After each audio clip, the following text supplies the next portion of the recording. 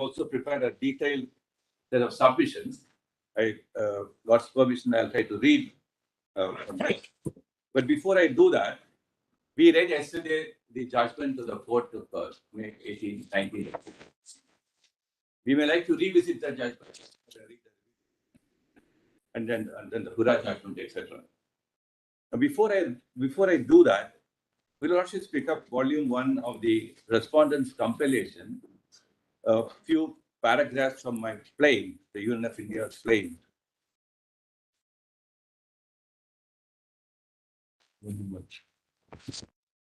Yes, what page?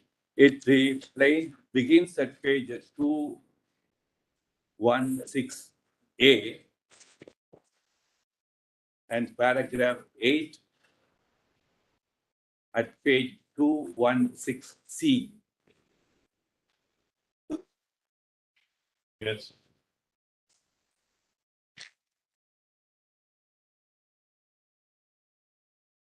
Additionally, Give me that compilation. paragraph 8.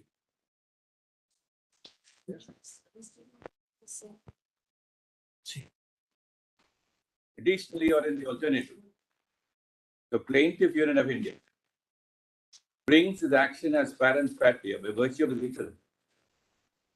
I'm sorry, 216C. page 216C.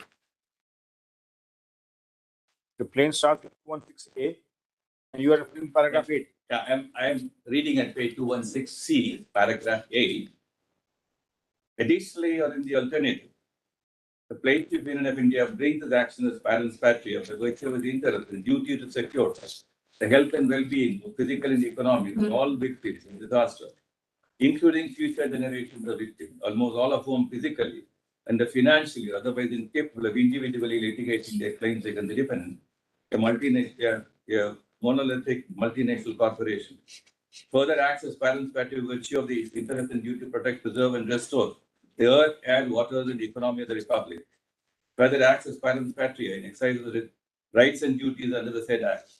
Union of India is filing this suit as parens patriae for all persons to recover for them damages for all claims in respect of deaths, personal injuries, individual, loss of property, including death and injury of animals owned by so-and-so, business losses, damage to the environment, and other losses present in future arising from the Bhopal disaster. They also filed this suit to recover damages for expenditures incurred and be incurred by the government of Madhya Pradesh and by instrumentality of the state for aid and relief arising from and caused by the Bhopal disaster, but not limited to ex gratia payments for death and injuries together with the medical treatment, rehabilitation, and food for the injured. Then, subpara 3 of that, the expenditure by the plaintiff, the state of Madhya Pradesh, and state instrumental is a continuing process, and the plaintiff failure to furnish further details of expenditure at the appropriate time, or the expenditure so far incurred is so and so. Now, kindly turn to paragraph page 216W. Between pages 216D and 216B, it captures the correspondence between Union of India and Union Carbide in regard to setting up the plan over a period of time. I'll also place Lordship's kind considerations, couple of communications which say how a very vital information regarding the deadly effects of MIC, a mere exposure, sufficient to cause huge implications for any person. That document is now placed under guard. So therefore, something like a delictuous conduct is unpardonable. We use that word. Now taking certain legal technicalities and shelter to say, look here, over a period of time, I have had a shelter under the settlement and don't put your hands into it at all. Now, can you turn to 216W? Paragraph 18. Yes. This is what the union took as a stand.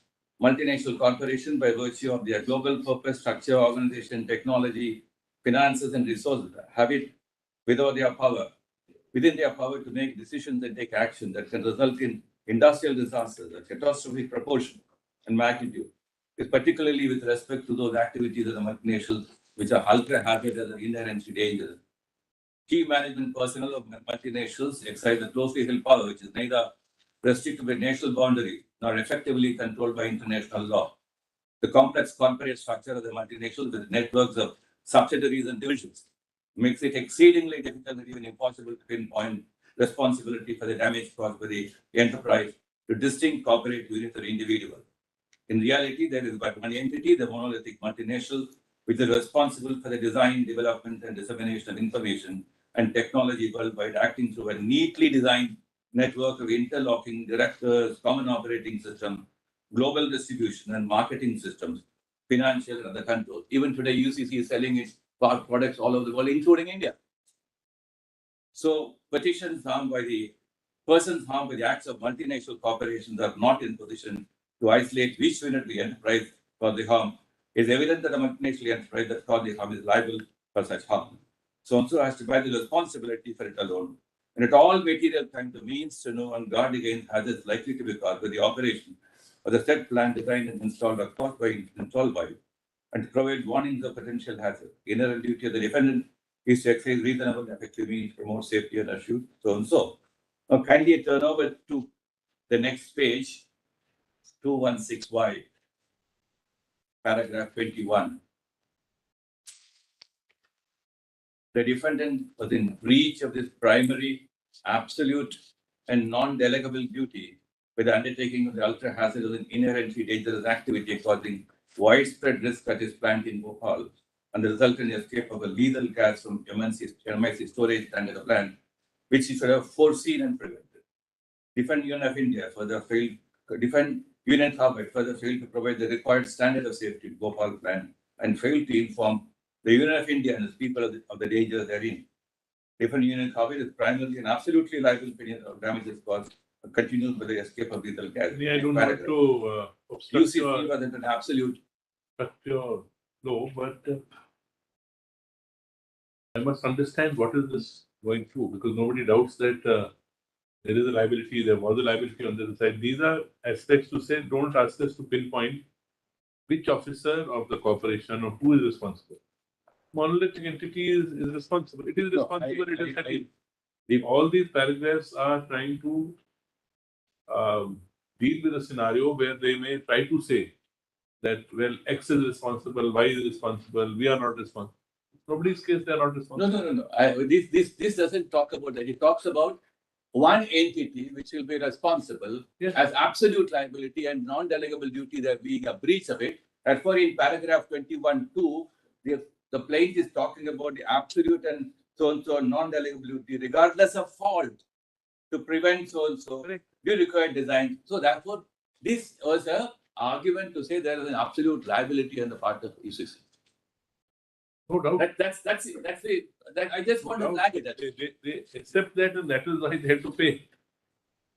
Issue is, you pay more. That's all. We are not concerned that they are not liable to pay. That's not the issue. Please, Mr. Attorney, just one question. One question. I'm sorry. All these facts, a word in the play, consciously, that came before, in interim order, it came before this court, where this decision was taken, that this much amount to the extent be paid on the basis of all these facts. Then the review came to be filed, decided in 1991. After deciding, these facts were on record at the 11th point of time. After deciding that review, unlike the government has not come in a curative, and now in a curative after 19 years. So now the relevance of these facts for reconsideration in a curative made by a government is an issue here which we are discussing. So these points were there at the 11th point of time when the decision was taken on 470 pounds.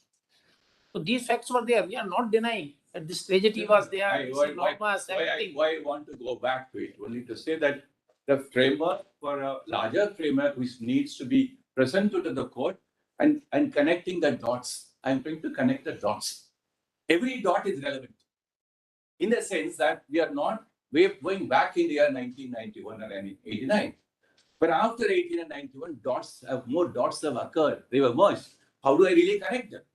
Therefore, for the purpose of connecting the dots, I'm trying to say these are the pleadings, and the pleadings were certainly the knowledge of the court, and they were canvassed in a reasonably way before the courts. But regardless of those facts being before the court, on a certain assumption, that's why the order in May 18, 1998 says, on a certain assumption, we are endorsing the settlement. We are all trying to say the assumptions are no longer valid and relevant and final. So assumptions have gone. See, the whole problem. The moment you say those assumptions are not valid, are you opening the whole thing? I'll come back to it. You Of can't course, say in a manner of speaking. Just not. We are going again. I'm sorry, round and round and round. I'm sorry. Because the point is, you are saying, well, we did settle at a particular value. We did take those monies at a particular value. Now, their argument is, are you opening the whole thing? You say rightly, no, we are not opening the whole thing. We are saying you are liable. You accepted liability, accept more liability. If the willing, there was no problem. But they are saying, no, this is the end of our liability because both sides choose to bring the liability to an end.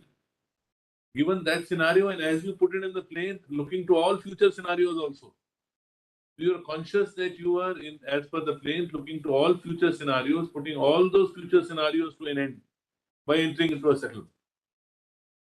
And you chose to enter in settlement, not under any duress, not under any pressure. That's nobody's case, can't be, with the mighty Union of India at the one end. Therefore, no, why? I know there's a certain element of repetitiveness about it. No, it's not repetition. I'm But, just saying that we will ultimately, at a curative level, want this claim. I'll come back to it. I'll immediately come. I honestly don't think this is all relevant. So what we have to come to is, you are telling us that there is some very innovative path which this court must follow, despite the curative defined contours. Please show us somewhere where it has been done. Then only can we appreciate it. I'll do Has it been done? I'll immediately do that. I'll take the losses to the Hurrah judgment. Before that, there are some passages from the review judgment. I'll try to read that out and then go into the Hurrah issue. Well, I thought some of this little. So what you're propounding is that the matter was left at that stage based upon the facts and figures, Yes. and it was open to the parties to move in accordance with law in case those facts and figures changed. Yes. That's your best argument you can. Yes. That's therefore you're not saying that the settlement should be revoked. You say please enhance the sum in the settlement. That's right. I started with the proposition.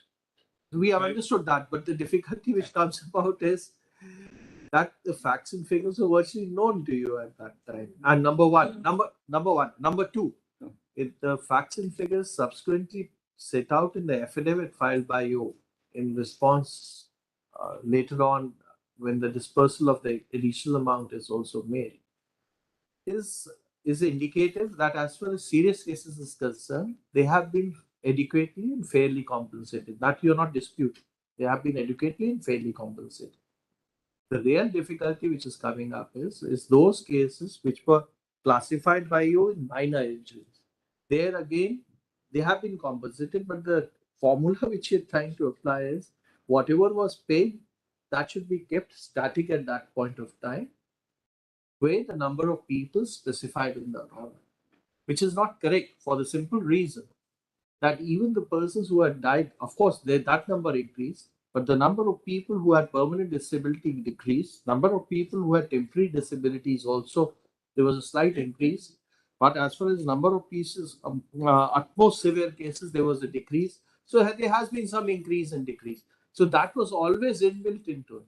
The real issue, really what has happened is this 955 crores. And to say then the formula which you are adopting, there can be hundreds of other formulas to justify that there's no increase required. Because ultimately the fact of the matter is they have been not only compensated in death cases by 10, but probably 20 lakhs. That's a fact. Right. But I was trying to point out because what is your plain reading shows that you had the present in mind, you had the future in mind, you had unknown possibilities of future in mind when you frame the claim. Therefore, when you settle with all those possibilities, all those known unknown quantities, known unknown possibilities, and said this is the way we put to it. So the fact that you have a more comprehensive plan drawn up, looking to all and absolute, all possible scenarios. Suppose your settlement is not that something, may I say this, it creates a greater difficulty in your way. May I say, Because the plaint is very, very widely worded, very and rightly so. absolutely. But then the answer would be rightly so to settle it. May I say, And therefore we said, if you feel that they are entitled to be paid more, please pay them. There's no difficulty. Question is what we should do in curative petition. I just come. If- Why If they are entitled to more, Yes. as paragraph 198 say, please pay them. Question is what we should do in curative. That's the only question. Pay them. That will be most welcome thing to do. No, Pay them. before your lordships ask this question, there were some of the questions are raised and answered in the review. Once I read them, this question probably will be. I was responding to the lordship. If you were as a welfare society so concerned you wanted to pay more, you should have paid more. It's not a question you paid more. If the Union of India was the delict, all these questions would have been answered in the Union of India. No. With somebody else is the delict. Absolutely no. Absolutely no. You as a welfare state adopt a different principle whatsoever, whether Oh, you are liable or not. You're also putting to me a question. No, I'm saying, is it that I don't want to pay, but I think I can get it from you? This is what It's not a question. It's not a question of why I want to pay or what not to pay. The question is who should bear the liability to pay. Have you paid? Therefore, I said UCC is the liability to pay. You paid that Unless extra. that question. I'm so sorry. Have you Unless- paid that extra? I know that question. You will be want to answered. absolve yourself of a welfare state principle and say, no, I want to take it from them. As and when, if We I have- take it from them, I'll pay. So we have So paid what is in happening? 2010 ex gratia. We have done that to the extent that Government of India should discharge its responsibility. So the welfare state coming in is an entirely different direction. Only unconnected to the question of UCC's liability. I would very humbly urge that question ought not to be linked with the question of the welfare state's intervention to undo the miseries of the victims. That's an entirely different link altogether. So then, why I was trying to bring this is in a very ordinary court. Was put to me why you had put it very widely in the plain. What is pointed When out? we put it in the plain, and I'm sorry. No, continue. I'm so sorry. Sorry. You see what the ex gratia amount you certainly paid. There's no doubt about it. But the ex gratia, the amount deposited because of various fortunate circumstances, maybe depreciation, value of the period or interest there, was sufficient to meet that. Was sufficient to meet that. What you have paid is 740 crores. You paid 740 crores, and the amount and figure which was available, ultimately available, was about 3,000 crores with interest and the depreciation value of rupee. So that was sufficient because what you have actually paid, let's be very clear. What you've actually paid is, even if we take the three figures together, that is 525, 675 and 740, it will still not. In fact, what you have paid is 675 and 725 and 740, which means about 1,500 odd, and you have paid 1,509 again. So you have compensated them. Yes, we have to account for that because if the figures were fixed at the right in the beginning, you have to Yes. account for the interest part. Yes. You have to account for the interest part. Unfortunately, the payment was not made accounting for the interest part. No, that's why it told us yesterday. It relates to 1 lakh people. Whatever you had, you paid. Whatever was due, you paid. Whatever more money was available, so you paid. Now, fortuitously, even after making payment, all those amounts, 50 crores is lying. That's what is the ground reality. No, but may not be fortuitously. So, fortuitous, Kindly, No, in the same law, fortuitous circumstance in terms of, suppose the dollar rate had declined, different scenario would have happened. I would very humbly urge of your lordship. That's why I place this figure of 3 billion with the ought to have brought to this court and it will be 52,000 crores. Don't please look at 3,000 crores exchange Why? rate How can- How because can we not look at it? because How can we not look at it? rupee You settled for it. We did not settle for it. You settled for it. rupee devaluation. Who could have controlled it? Absolutely. Therefore, when I use fortuitous, you say, no, it is a fortuitous circumstance that the amount which was lesser grew because of devaluation of the rupee. Even if I take it like that, it's a in a manner of speaking, please don't look at the windfall gain for the victims. It is something a pittance which they have got now. It's not a win. See, we Therefore, are it's going not a here, windfall. there, Ravi. It is not It's not something it's not which a question of windfall gain. Yes. It's not a gain for the victim. It is giving you a larger corpus by reason of this scenario to satisfy claims of the claimants. That's what has happened. Like, if Because that in Indian rupees, that amount has grown larger. Therefore, you are in a better position to satisfy claims.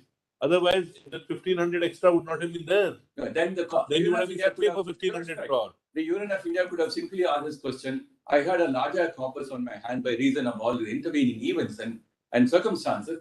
Therefore, why should I look into the need for an additional compensation? Why should I look into that need? The need has arisen because the number and the assumptions have gone wrong. No, attorney, That is the need. we are conscious of that fact. We have all the sympathies for those who have suffered. If they need be, they should be paid more. Ultimately, you have to fit in the conspectus of curative petition. I'll come to that. Within 4 corners of Quran I'll judgment. immediately That's come what we are repeatedly telling you. I'll immediately come to that. But these are some I broad. began by saying the Maryada of the jurisdiction. And I stick by that. And you accepted that. Every jurisdiction, we are not somewhere. Is there We cannot be please understand, the courts can't be, I always said, a knight in a shining armor, moving around and finding Parecia for all the things. Not possible. We are constrained by law, have some leeway. Of course, you're also constrained by law. Of course, we have certain leeways. But And that also as the apex court we have it. But we can't say that we will decide a curative petition on the basis of jurisdiction of a original suit. Mine is any evidence? Is the Union of India asking the lordships to enter into the curative engagement on any Like a suit. abstract proposition? I'm being very, very frank. You are asking us to try a curative petition like a suit. No, certainly. We have, not certainly, with great respect. Well, that could be one possible perspective, but with great respect. Certainly, we will not do it. No, You can't make us do say we are in a curative petition. Now we'll produce documents. We'll do this. Please convert this into a civil suit. No, Here. what have I? And What have reopen the settlement. Keep that settlement bits of their side on, and try the suit now. Carry on the whole trial of the suit here. No. There's no. What is happening effectively? With great respect. This is the net result is this only. There's nothing else in this. It may, in terms of form, it may look like that, but in substance, it is not. Because in substance, it is not. So if the curative petition is based on the culmination of the Welfare Commission's determinations, and that's what was retained as inherent possibility both in the review judgment, because that kept it open. The review judgment kept this adjudicated process open, and open for valid and good reasons. If that was kept open, and that has now emerged in a certain set of figures, I only ask you to look at when the review judgment came, you said, yay. Let's come to the brass tacks. Let's turn to the judgment which you are wanting to say, and the curative where you draw strength. Let us turn to that. I think we have had enough of facts. We understand it. We are unwilling to. I've said so repeatedly. There's no point in our repeating it, and collectively we are unwilling to convert this curative into a suit. So please don't, which we believe is the path which is being traversed. Let us come to on what basis you seek to expand the curative duty.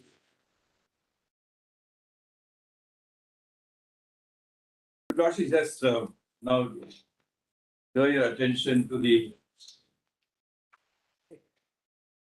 review judgment, which is in volume 1. Yes. The judgment begins at page 60. Deciding why doesn't he read the settlement order?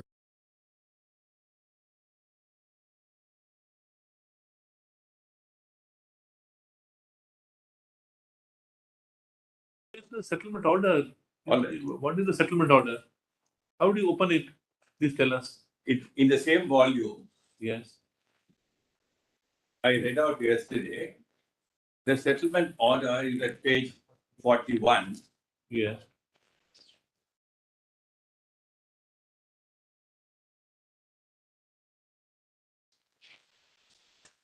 Having given our careful consideration for these several days, so including the pleadings of the parties, the master data place before the material relating to the proceedings in the control courts of the United States, the offers and the counter offers given to the party, the differences and so on. So as well as the complex issues of law and fact raised before us and the submissions made thereon, in particular, the enormity of human suffering occasioned with the Bhopal gas disaster and the pressing urgency to provide immediate and substantial relief to victims of disaster. We are of the opinion the case is preeminently fit for an overall settlement with the parties covering all litigation, claims, rights, and liability related to an arising out of the disaster. We hold it just and equitable, reasonable to follow the following order. We order the Union Caveat Corporation shall pay a sum of so and so to Union of India in full settlement of all claims, rights, and liabilities related to arising the Bhopal gas disaster. The aforesaid sum shall be paid to the Union Caveat Corporation on and for so and so. To enable the effectuation of settlement, all civil proceedings relating arising to the Bhopal gas disaster shall hereby is transferred to this court and shall stand included in terms of the settlement, and all criminal proceedings related to arising to the disaster shall stand quashed wherever they are pending. Memorandum shall be filed by us before us tomorrow, setting forth all the details of the settlement, enable consequential directions if we need issue. And then the next page, order dated February 15. Having heard General Counsel and having taken into account the written memorandum, we make the following order dated so and so. So, Union Carbide, already a party in numerous suits which have been stayed by an order dated so and so, is joined as a necessary party in order to effectuate the terms and conditions of our order dated. So, pursuant to the order, the payment to the sum of US dollars direct to the court to be paid will be made in the manner following. So, these are then paragraph 3, upon full payment, paragraph 2, Union of India and Madhya Pradesh shall take all steps which will in future become necessary in order to implement and give effect to this order, including but not limited to ensuring that any suits, claims, or similar criminal complaints which may be filed in future against the corporation also are defended by them and disposed of in terms of this order. Any such suits, claims, and civil proceedings shall file so and so or hereby enjoined shall not be proceeded before the court except for dismissal of passing in terms of order. Upon full payment, court direction, the undertaking given by the Union Caveat Corporation was an order dated 13 November 1986 shall stand discharged, and all orders passed and revision thereof shall also stand discharged. Any action for contempt or party related case arising out of proceeding in the court below shall be treated as law. The amounts payable by the Union of India, the orders shall be deposited to the credit registrar to bank in the direction taken to this court. Then terms of the settlement for the parties will be taken and required and form part of the order record. The case will be posted for reporting complaints on the first Tuesday of April 1989. Then comes the order at page 40. So paragraph 3. Please read consequential terms. Correct. So the order at page 45. No, we'll come to later. Please read the consequential terms at the bottom of page 43. The parties acknowledge the order dated so and so and supplemented dispose of the entirety all proceedings of number so and so. The settlement shall finally dispose of all present, future, past, All past, present, and future claims. cause of action and civil and criminal proceedings of any nature whatsoever, proceeding by all Indian citizens and all public and private entities with respect to all past, present, and future debts, personal injuries, health effects, compensation, losses, damages, and civil and criminal complaints of any nature whatsoever against the city. So, all their subsidiaries and affiliates, as well as each of their president, former director, officers, employers, agents, and so connected to the Bhopal gas leak disaster, including past, present, and future claims, cause of action proceedings against each other, all such claims and cause of action, whether within or outside India, citizens, so and so, hereby extinguished, including the limitation. Each of the claims Please read this. we claim so Please read this a little slowly. correct to be filed, and it is such Hereby extinguished, including without limitation, each of the claims filed to be under so and so, and Or to be all filed. such civil proceedings in India are hereby transferred to the court and are dismissed with prejudice, and all such criminal proceedings so and so.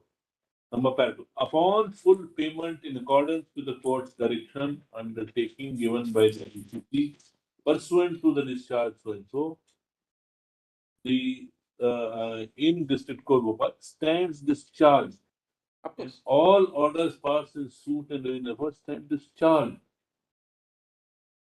So, what happened thereafter is a very important question. This question is important for many, many reasons.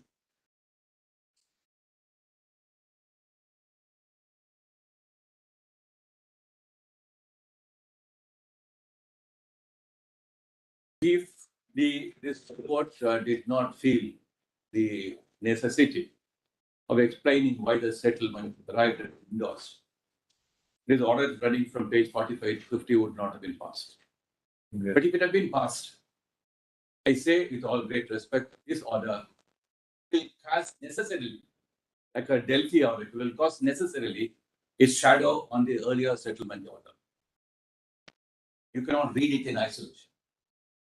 You'll have to read it in conjunction with the order passed by the court, giving reasons why it went into this process. And the reasons are weighty reasons. And it has two dimensions. The reasons why settlement was important, immediate need for meeting with the agony of the people. The second is, I'm keeping a window open in case future claims come. If there are materials, the penultimate paragraph says, I think the matter of great concern that paragraph. The court was in a visionary way of speaking, yes, I think we should not be closing this chapter with a settlement endorsement by an earlier order. So therefore, this order from 45 to 50 needs to be seen once the again. one you read yesterday. We read that The order, that order yesterday. Yeah, you lots have seen that. I'll come back to it with a certain clause of mine after I read the review judgment. I'll come back to it again. And this review judgment, which begins at page 60,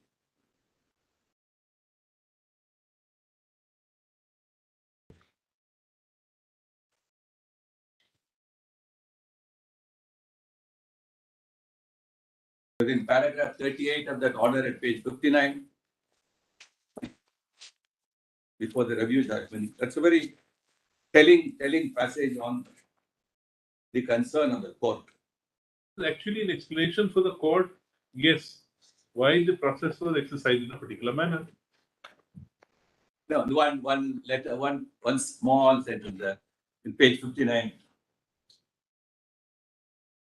If owing to the pre-settlement procedures being limited to the main contestants in the appeal, the benefit of some contrary or supplemental information or material having a crucial bearing on the fundamental assumption basic to the settlement have been denied to the court,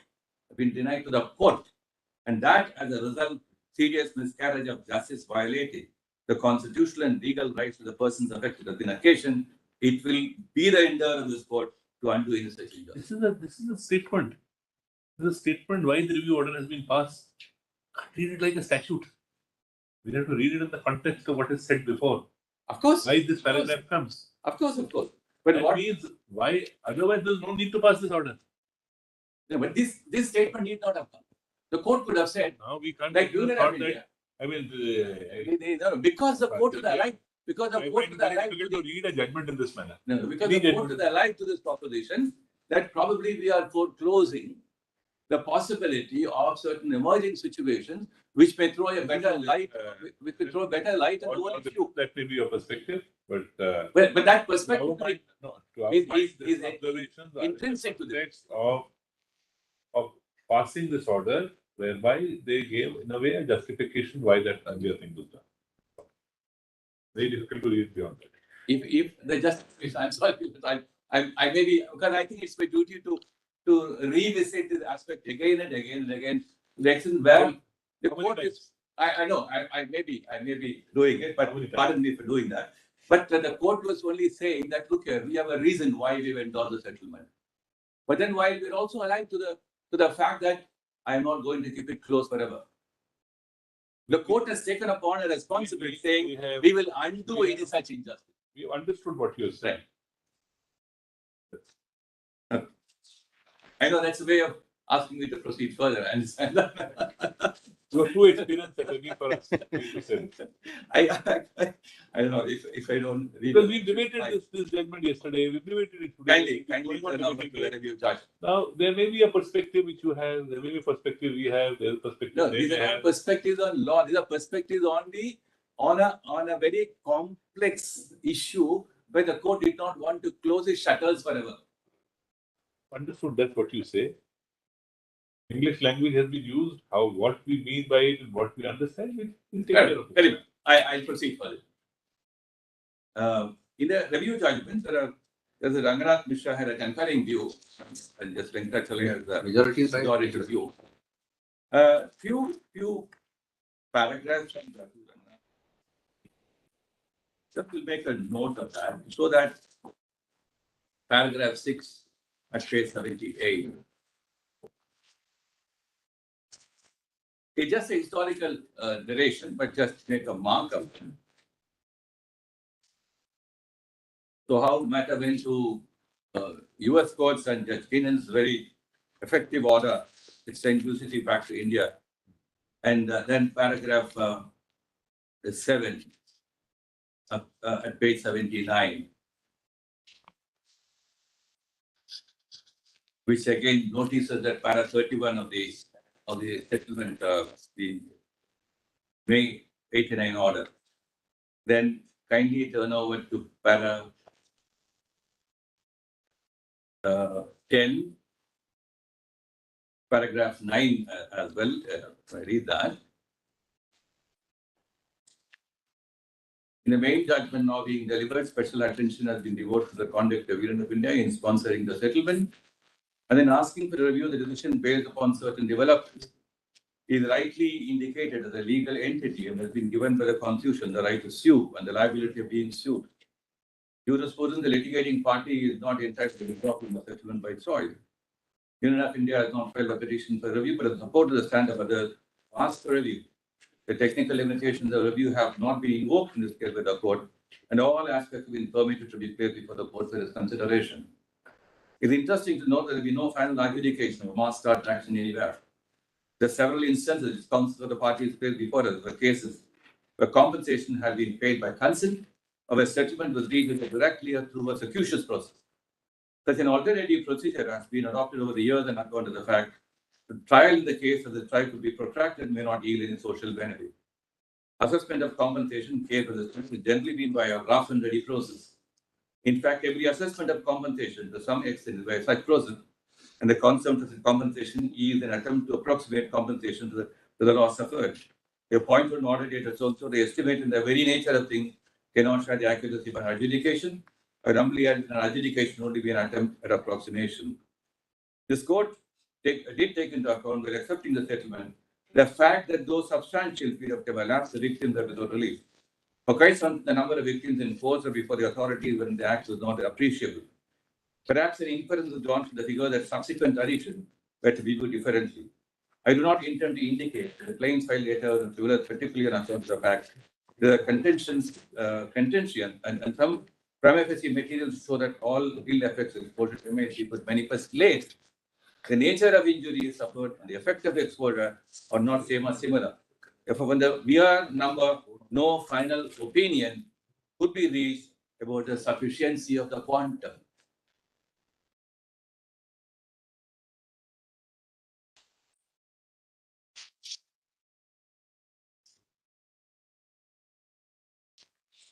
Yes.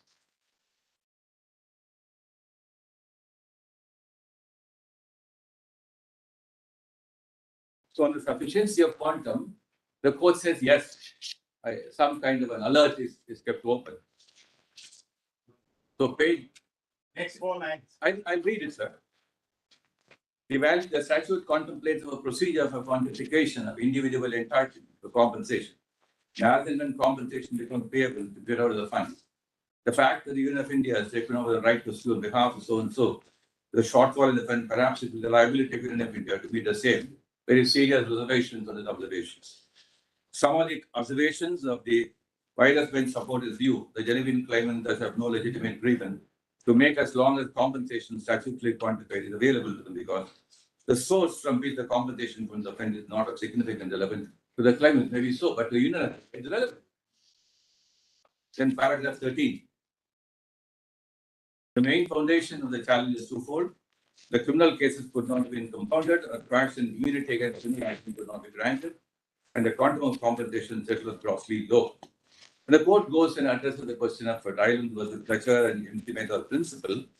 It refers to again paragraph 31 of the meta judgment. Let me read it for a while. The rule in Dylan versus Fletcher was evolved in 1866 and provides that a person who is for his own purpose brings on his land and collection, keeps that anything likely to succeed. This case will keep it his spirit. and he fails to do so, he is primarily liable for the damage which is the natural consequence of his escape. The liability and rule is strict, and there is no defense that the thing that is without the person willful act, default or neglect, or even that he has no knowledge exists. This rule laid on a principle of liability. The person brings land in collection keeps that anything like to harm, like escape centers damage to another is liable to compensate for the damage wrought. Of course, this rule applies only to the non-natural use of land. It's not applied to things naturally in the land. The escape is an act of God. An act of a default for whether the thing escapes is present by the consent of so and so. Then little later, the middle of that paragraph, just after placitum D, we need not feel inhibited by this rule which was evolved in the context of a totally different kind of economy. The law has to grow in order to satisfy the needs of the fast-changing society and keep abreast with the economic development taking place in the country. A new situation arise. The laws to be evolved in order to be the challenge of new situation. We cannot remain static. Evolve new principles, there are new norms which will be adequately deal with the new problems arise in highly industrial economy. We cannot allow a judicial thinking to be constricted by reference to the laws prevailed in England or for the matter of any other foreign country. We no longer need a process of a foreign legal order prepared to receive rights also, etc. Then turning over to the next page.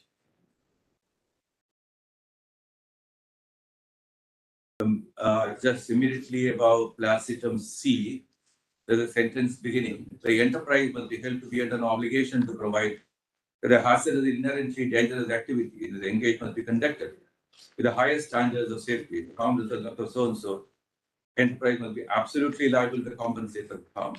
Should be answered, the enterprise agent taken all reasonable care. Harm occurred through negligence, so and so. It would not be in a position to isolate the process of operations and the hazard of the preparation of substance and all that. Now, kindly turn over to paragraph 17. Subject to correction. I'm sorry. Paragraph 16, 17, I'm and coming. 21 are most I'm relevant. coming. I'm just 16. yeah. I'm coming. Why a lot of explanation has to be given in the picture, para 12.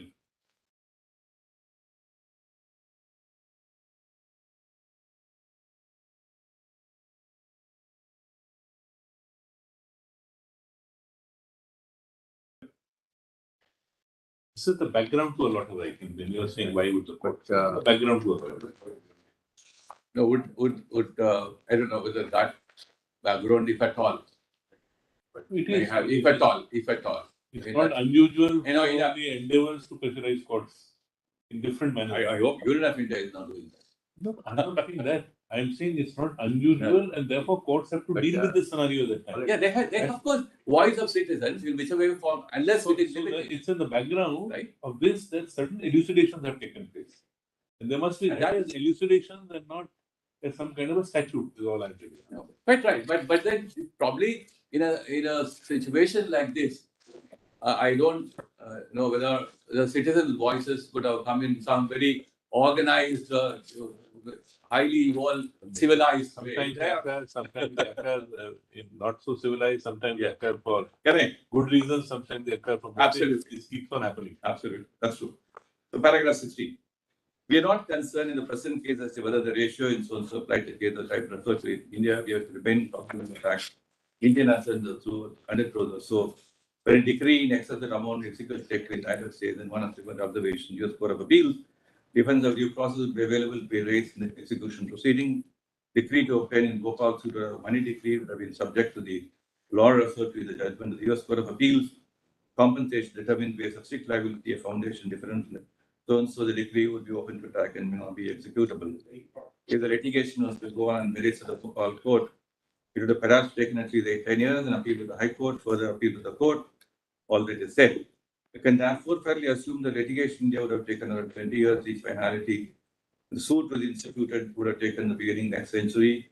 All that is there. Then after placitum, yes, again, the court is talking about the US courts would have been abused, strict liability was foreign, the American US courts in contrary to the US public policy decree would not have been executed. Apart from the Indian assets of UCL, with no scope for satisfaction of the decree. What has still been court in municipal council. You filed the curative in 2010. November 2010. Where is the cue from this? That's the relief would have been available to the victim at the earliest around 2000. That's a great coincidence. Maybe ironic. But Please read further part. It's very relevant. yes, I was reading on page 85 at the top. So what was said by the court in Municipal Council Ratlam, so survey in capillarity and so. Admirable though it may be, once learned costly, it's a finished product of great duty, but it entails an immense sacrifice of time, money, and talent. The beautiful system is frequently luxury, tends to give a high quality of justice only when one reason or the other parties can surmount the substantial barriers which affects most people and to many types of claims. I try to look at it from an angle where you talk in favor of people whose access to justice is a great burden and who could not have done it except to the clutches of Union of India. So paragraph 19. In order of May 4, 1989. 18 itself is a very telling paragraph in its own way. It in a way gives a justification, para 18, why this particular path was traversed. So there is no, you're not in a utopia. So, utopia is everything should be tried quickly given, people get benefits to the maximum. That's a utopia. Now, given these factors which prevail, the assets available of the company, the nature of trial which would take place, the nature of evidence which would have to be laid, the trial period, appeal period, then the ability to execute the decree given the US courts scenario. So the London judges proceeded to see how it would have been executed if this path would have been traversed. This is the background to which a settlement was arrived. That's true. That's true. I mean, these are very weighty considerations, on say judicial, even litigation policy considerations, which went We must understand, we are not casting doubt on the government. We feel the government also took a pragmatic view of the objective with which any civil proceedings of this nature are launched. The idea is not to get a theoretical order 50 years hence. The idea is to provide succor to the people who are affected. That's true. And in that perspective, correctly a settlement was arrived at. It's not a discredit to the government of India or state. It's a credit to them that they took something to see that people receive succor. We see day in, day out, we have seen the motor accidents cases. I keep saying, claim is filed in someday. When the family needs the succor, by the time the trial takes place, 10 years pass, then we are still trying to decide. So it's a similar scenario where time period defeats the very objective of the grant of compensation at time. True. And I think already some years having passed, the government thought that those people are really in need of succor at this stage of time.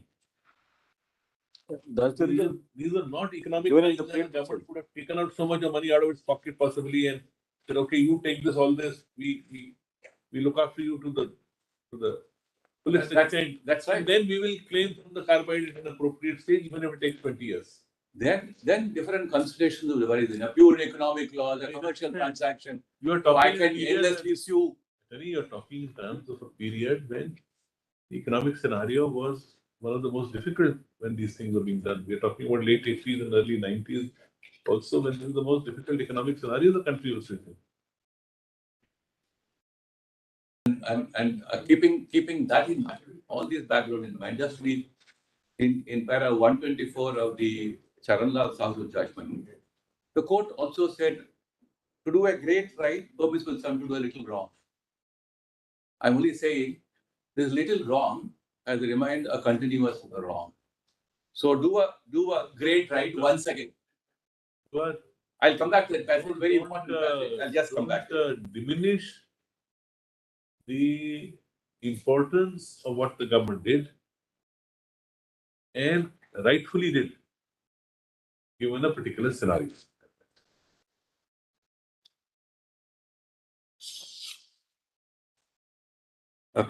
May continue. Para 19, in the middle of that, there have been several instances this court has gone out of its way to evolve principles and make directions which meet the demands of justice in a given situation. This hour is not an occasion when such an experiment could have been undertaken in the formula the meta principle of strict liability at eventual risk of ultimately losing the legal battle. That was Exactly. that was very weighty person. Right. Why the point? Right. Then kindly come to page. Please read 20 also. Just I'm coming to page paragraph 30. So para 20 just read. I'll read paragraph 20 just after what. 20. Very good. Those who have clamored for a judgment and merits were perhaps not alive to this aspect of the matter. They are yet so clamored, they will conclude represent so and so. They are certainly misleading the poor victim, right? Some people as settlement who have come before the court as the real victim, assume that they are innocent and unaware of the rigmarole. They have been led situations without appreciating their own interest. With the first instance, when people did nothing, they have treated the mystery. But that's possible. And that comment is not valid today. We are on an entirely We have to look at that day whether it's valid or not. 50 years hence, there are a lot of steps in history which are taken, which we see should not have been taken.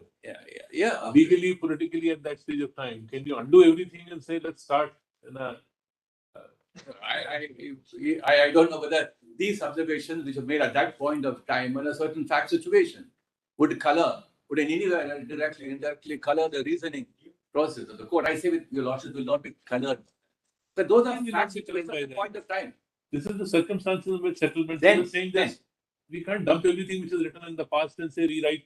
Whatever. No, That's I the will problem. say, I've been if- repeating it and saying this. if for a mere re-agitation of the claims by those set of people without any change in the factual scenario, then the position is different. So we are talking about an entirely different fact situation. Kindly turn to paragraph 30 at page 88. Yes. If at all in matters like this, somebody had a crystal gazing, well, Pinto could have said, 20 years later, I'm going to foresee this, so I'm not entering into a settlement, regardless of other. Some crystal gazing was done at that stage in a way by the court to see where this would have gone. So therefore, the crystal To gazing get by the relief. court, why I use Therefore, give relief at that stage of time. the crystal Now, gazing by having the done court. that, now to say no, now well.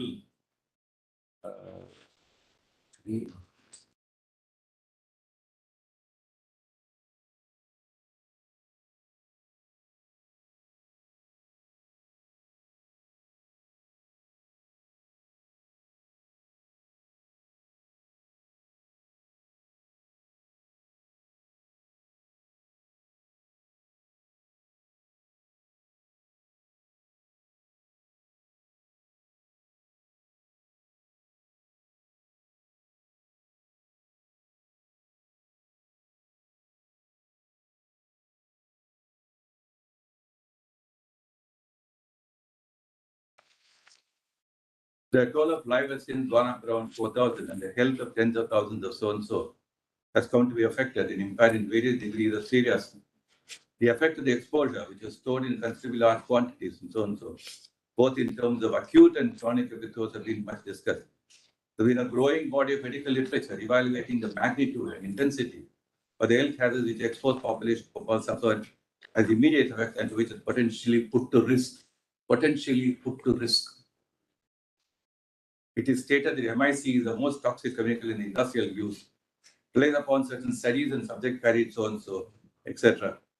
So it was initially assumed that MIC caused merely simple and short-term injuries by scalding the surface tissues owing to the highly exothermic reaction with water. It has now been found medical research, the injury caused by MIC is not made of the surface tissue so and so, but the entire system, including nephrological, lymph, immune, circulatory system, etc. Urge the exposure to MIC has mutagenic effects, and the injury caused by exposure to is progressive. Hazards of exposure to this lethal poison are yet an unknown quantum. Correct. But actually, these are all submissions. Paragraph 55 summarizes what were the contentions, and thereafter they answer to each and every contention very in detail. Paragraph 55 summarizes what were the contentions in review.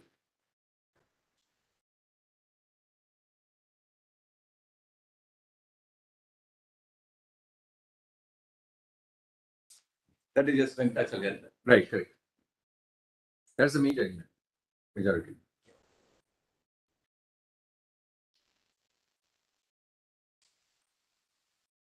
Contention A. The proceedings before the court were merely in the nature of appeals against the interlocutory order pertaining to the interim compensation. Consistent with the limited scope and subject matter of appeal, the main suit could not be finally disposed of. Jurisdiction of the court, the withdrawal transfer is exhausted by Article 139. The transfer is implicit in the final disposal of suits having been impermissible suits were not before the court as terminable the final disposal recording a settlement. Settlement therefore without jurisdiction. Now let me focus on the other issue, contention F and J. I just skipped for the time being the other issues. Contention F at page 99. Memorandum of settlement order of the court thereon properly construed make the inference inescapable that a part of the Attorney, a consideration. curative is not a review of a review. Curative can't be read as a review of a review. No, that's what I had made. That's why, see, for example,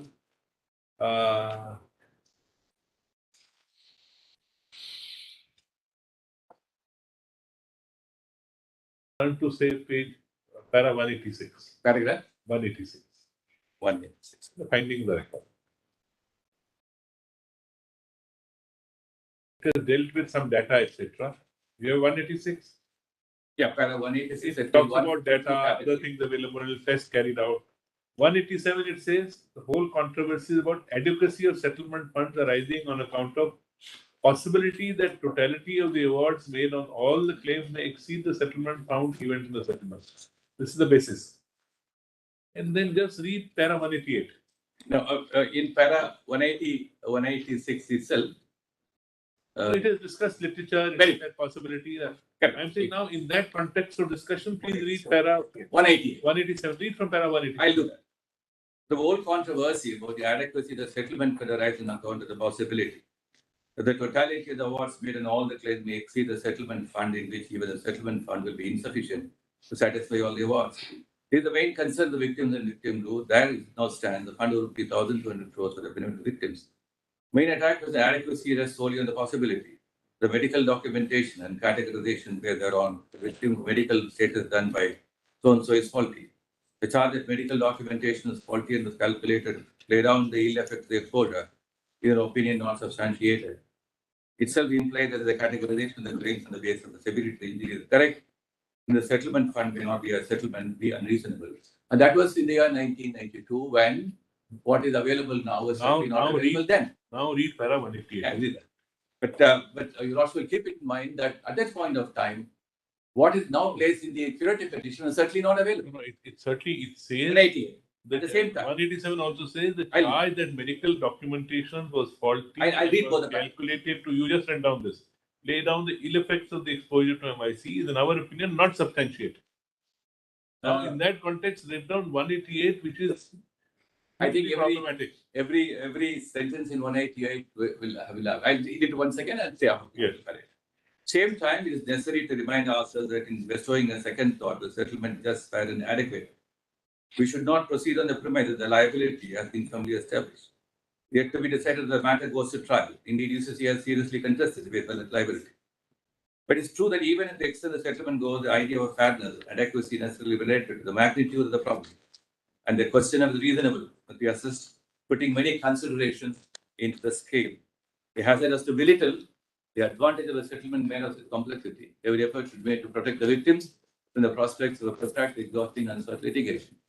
While we do not intend to comment the merits of the claims of the defenses, factual and legal, arising in the suit, it's fair to recognize the suit involves complex questions based on UC's liability and assessment of the quantum of compensation, mass adoption. One of the areas of controversy is the admissibility of scientific and statistical data in the quantification of damages with a resort to the evidence of injuries in individual cases. Having said all that, it says it proceeds on a basis that UCC liability is yet firmly to be established. the story, Curative, how can we burden them with this in respect to a settlement? And say no trial, nothing. We just increase the quantum because you are at fault. Their observations. Let us read further. Let's read further. If the review judgment lays a certain foundation for even a minimal relook at the whole issue on any any supplemental material What, has what noted we in have pointed out to you Hey, are findings of the court, not I'll arguments. let me Large complete. part of else which was read was arguments. Let me complete reading some of the paragraphs, and probably that will emerge from the reading of the judgment. But therefore, if the review judgment had some reason to say, regardless of the complexity of the matter and the great purpose behind the settlement and avoid protracted litigation, etc., regardless of that, if the review judgment still kept open a room for even a minimal due look, and I'm only saying. Attorney, it proceeds on a premise we have not yet established the liability of the respondent. It is I'm not alive to that. trials. I'm alive to that. Then how do we Let me- partner therefore- on a presumption therefore of we have- liability on them? No, the Beyond a settlement is settlement. based. The settlement is based on a certain liability principle, which UCC said yes, because the US court does not have jurisdiction for a non-convenience. The Indian courts will have jurisdiction. Therefore, the question of jurisdiction is finally settled. The question is what will be the quantum of compensation is an entirely different question. That question is entirely different. So therefore, on the question of jurisdiction, there is no going back.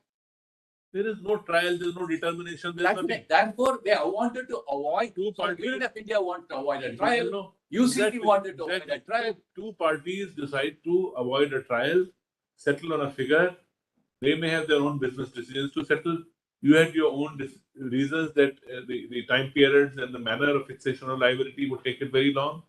You agreed to settle. Now, without any of the substratum of a suit trial, when no finding has taken place, you want to fasten would- additional liability. How do you in a- do it? Under what principle? In la- Earthly principle of law do we do in it? large number of such mass transactions, settlements do take place. Yes. That's it. Because you have a certain give and take. But then who gains out of it?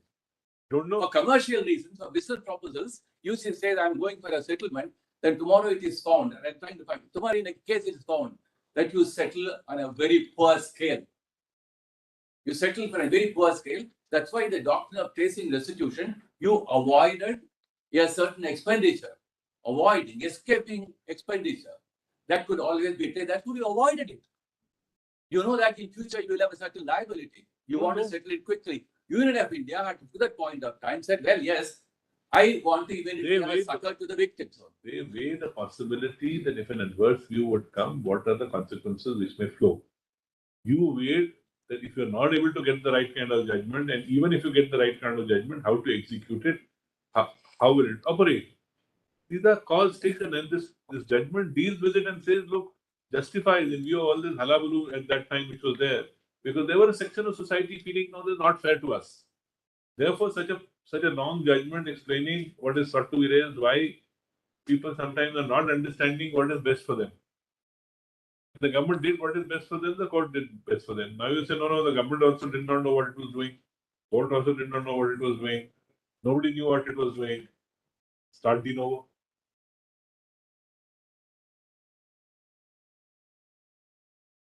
Let's kindly turn to paragraph 198. Yes. I would have said yes to yes. The observation is absolutely valid because in a different context they would have been unquestionable. But in a context like this, I think there's a need to go beyond the customary principles of tort law and negligence, economic laws, the gain laws, etc., will all be kept aside. So, paragraph 198, page 157. After a careful thought, it appears to us, while it may not be wise or proper to deprive the victims of the benefit of the settlement, it is our necessity to ensure that in the perhaps unlikely event of the settlement fund being found inadequate to meet the compensation determined in respect of all the present claimants. The court was still talking about the present claimants. Yes. Those persons who may have their claim determined after the fund is exhausted are not left to fend for themselves. Yes. Such a contingency may not arise having regard to the settlement of funds. These are all a certain set of assumptions.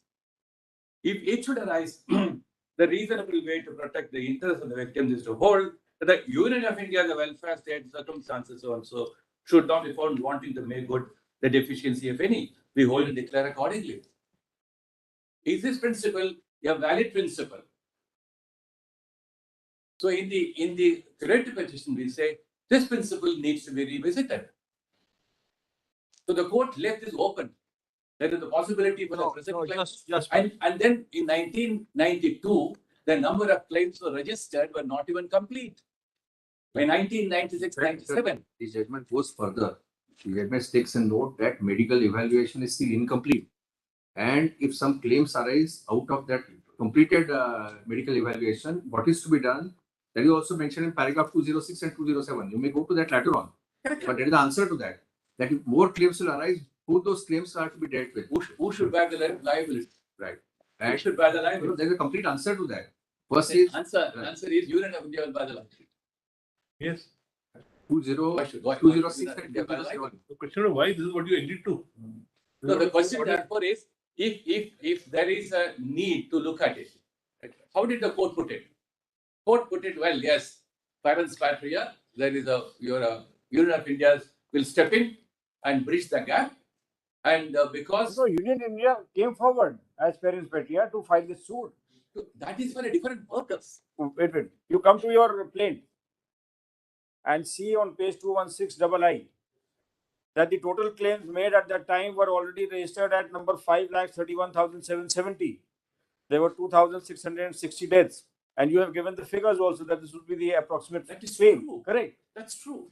And then you see the relief claim. And then ultimately you entered into a settlement. True. In February 1989. February 1989, the process of understanding the magnitude of the tragedy and then No, enumerating the claims of 5 lakhs were already registered at that time when this was filed. they were only part of the persons who were affected. We had 10 lakhs people who Just came one to be registered. So therefore, about 5.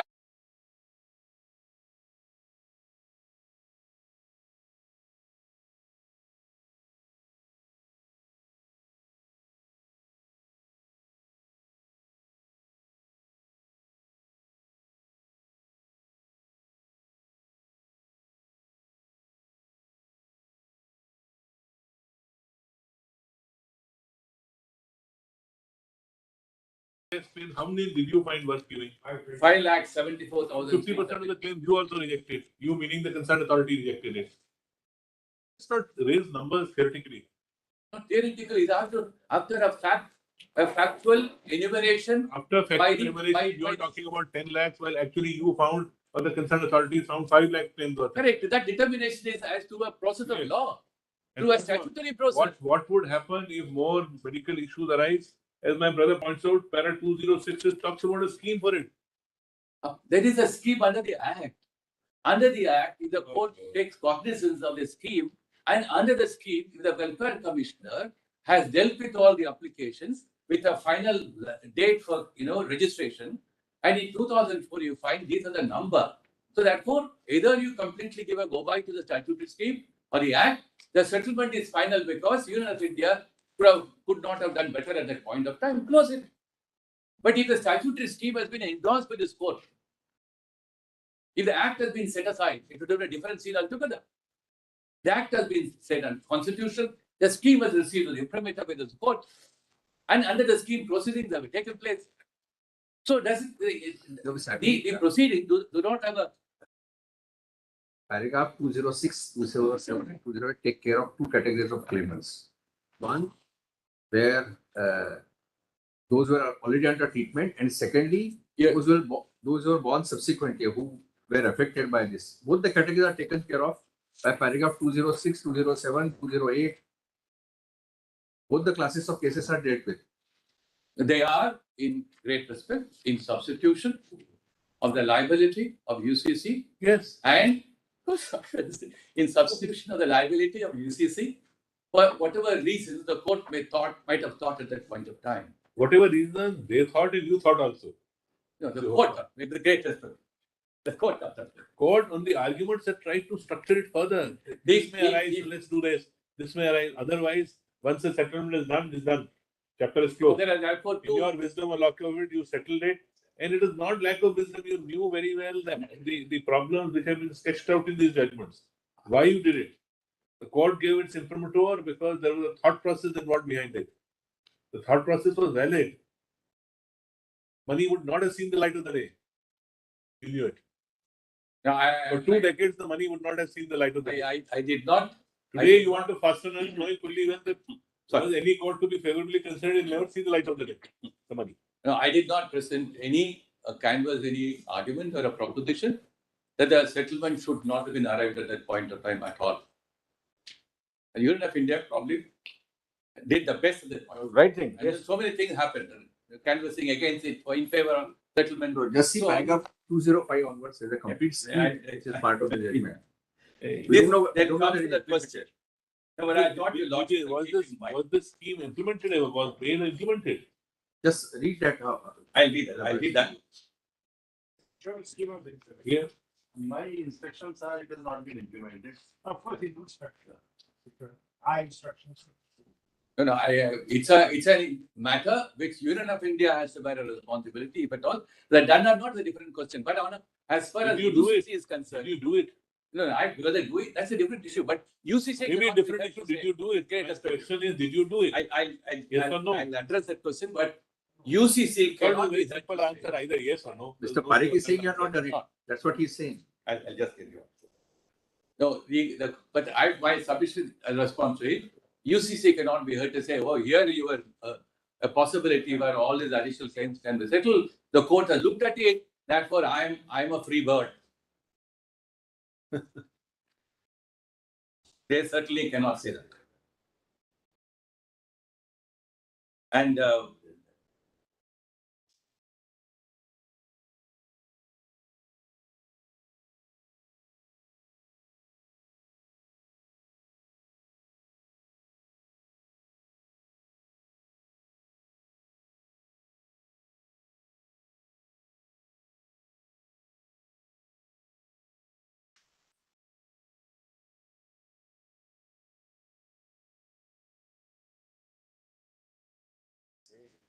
Should not be.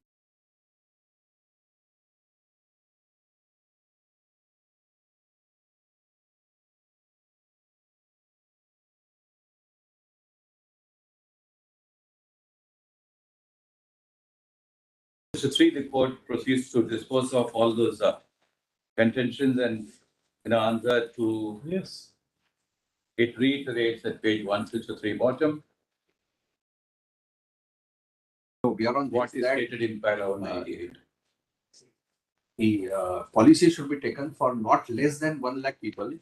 Then how the claims will be honored, it is all mentioned in paragraph 208, 209,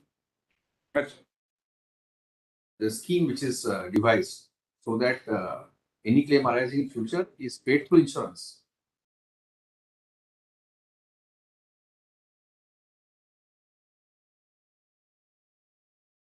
That's paragraph 207, 209. 209, 2010, yes. Also, paragraph Detailed 21. set of observations. Paragraph 221. As a complete scheme which deals with not less than 1 lakh people whose claim may arise in future. Page, So paragraph whether your 20 curative petition says, paragraph 209. correct, whether curative petition says anything about implementation of these directions. It doesn't. Doesn't say.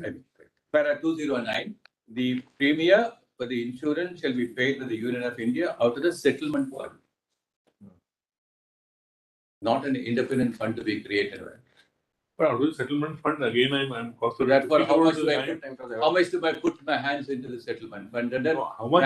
therefore, The settlement if I have to- is still No. with what Mr. Saleh points out, still 50 crores of the settlement fund. that 50 crores, and actually answer that question. The 50, there were 435 claimants whose case were decided for a number of reasons. The cases are still pending. 50 crores will be discharged to those who come forward, take this money. So where There's is nothing, it? there is nothing which is remains undisbursed.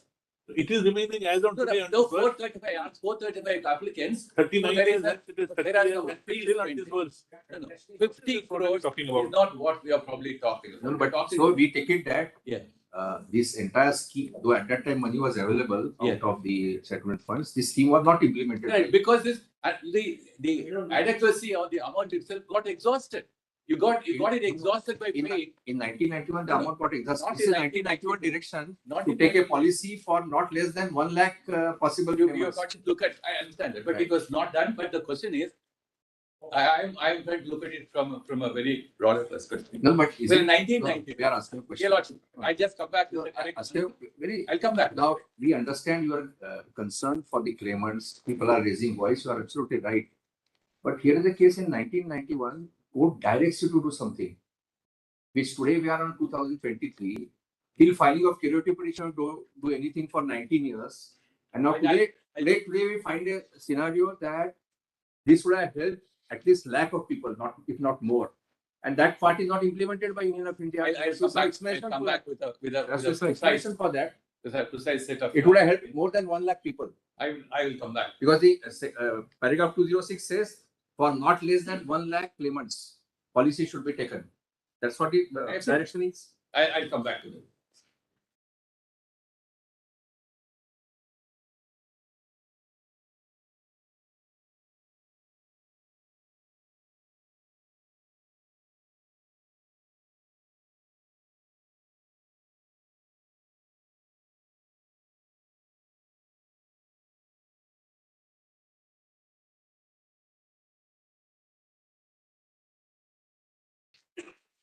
You've not done something about it, then we'll have to say how you work with the government.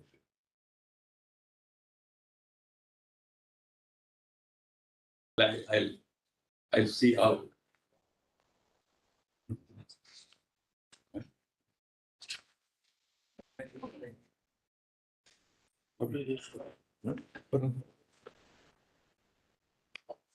Is it volume on? Is it the call?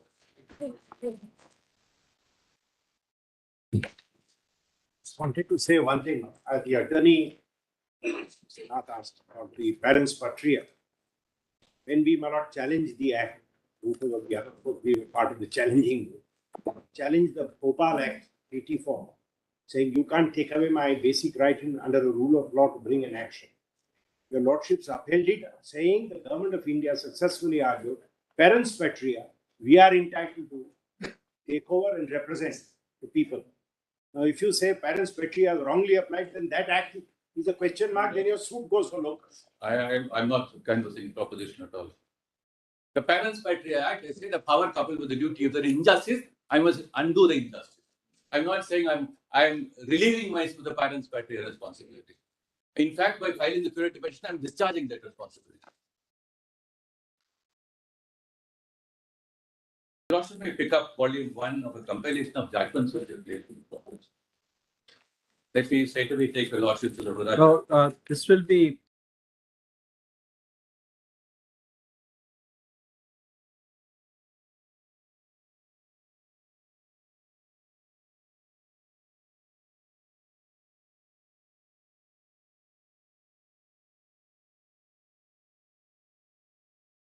Either distribute.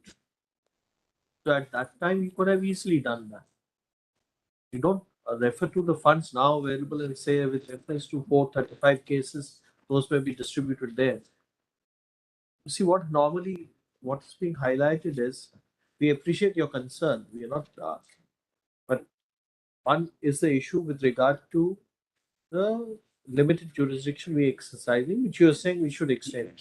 But this question has been addressed squarely and completely in the review application.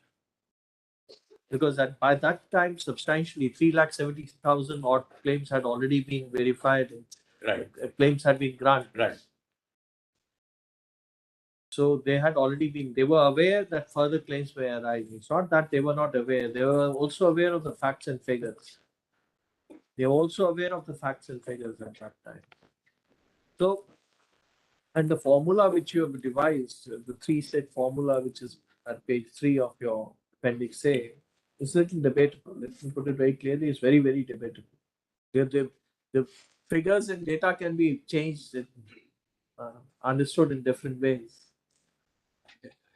And the difficulty is you should have done that. The difficulty is you should have done that. There was some direction given, and that cannot be ignored. That could have been easily done. On a balance of. And they are finding that at that time, as per exchange rate, 1,200 crores were available. That's also a finding. This amount could have been utilized part of it. All that is, I have 2 scales on my hand. Put all in one scale.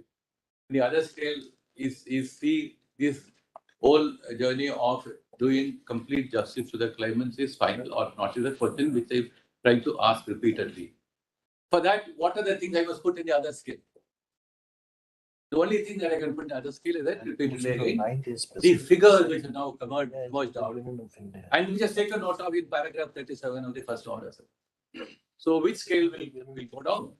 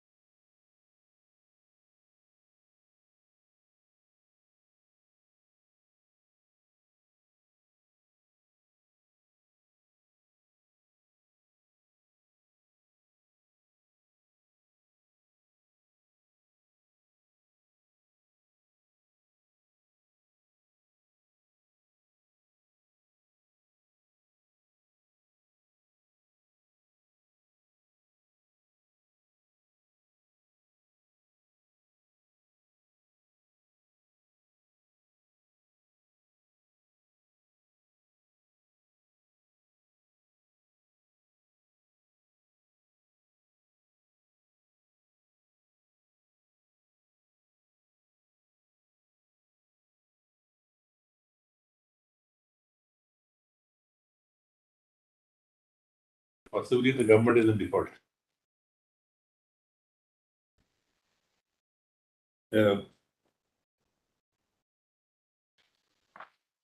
Lord, kindly turn to, you also have that comparison.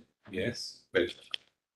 Well, I will only read those relevant paragraphs which have come light on this whole issue.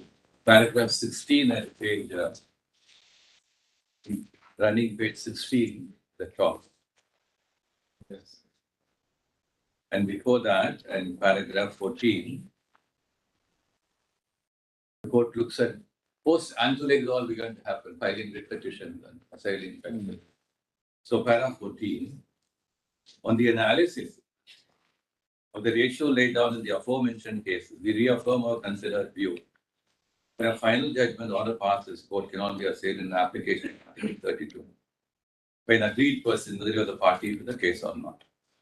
In 16, however, all the learned counsel for the parties, also the learned attorney general, appeared as amicus curiae in the notice of the court. Adopted an unusual unanimous approach to plead that even after exhausting the review in Article 137, an agreed person, I'm reading my comparison. Page 16. An agreed person Hura's judgment is part of Hura's judgment with the attorney. Paragraph 16. An agreed person may be provided with an opportunity and the inherent power of the court to seek relief in cases of gross abuse of the process of the court or gross miscarriage of justice, because again, the order of this court, the affected party cannot have any recourse to any other forum. Then paragraph 23, the intervening paragraphs are all submissions. Paragraph 23 at page 19. Yes. These intentions, just about that, summing up that the previous paragraph, the last line, so and so, etc. The exercise of inherent power for correcting the manifest illegality and palpable injustice of dismissed review petition has been narrower than the power of review.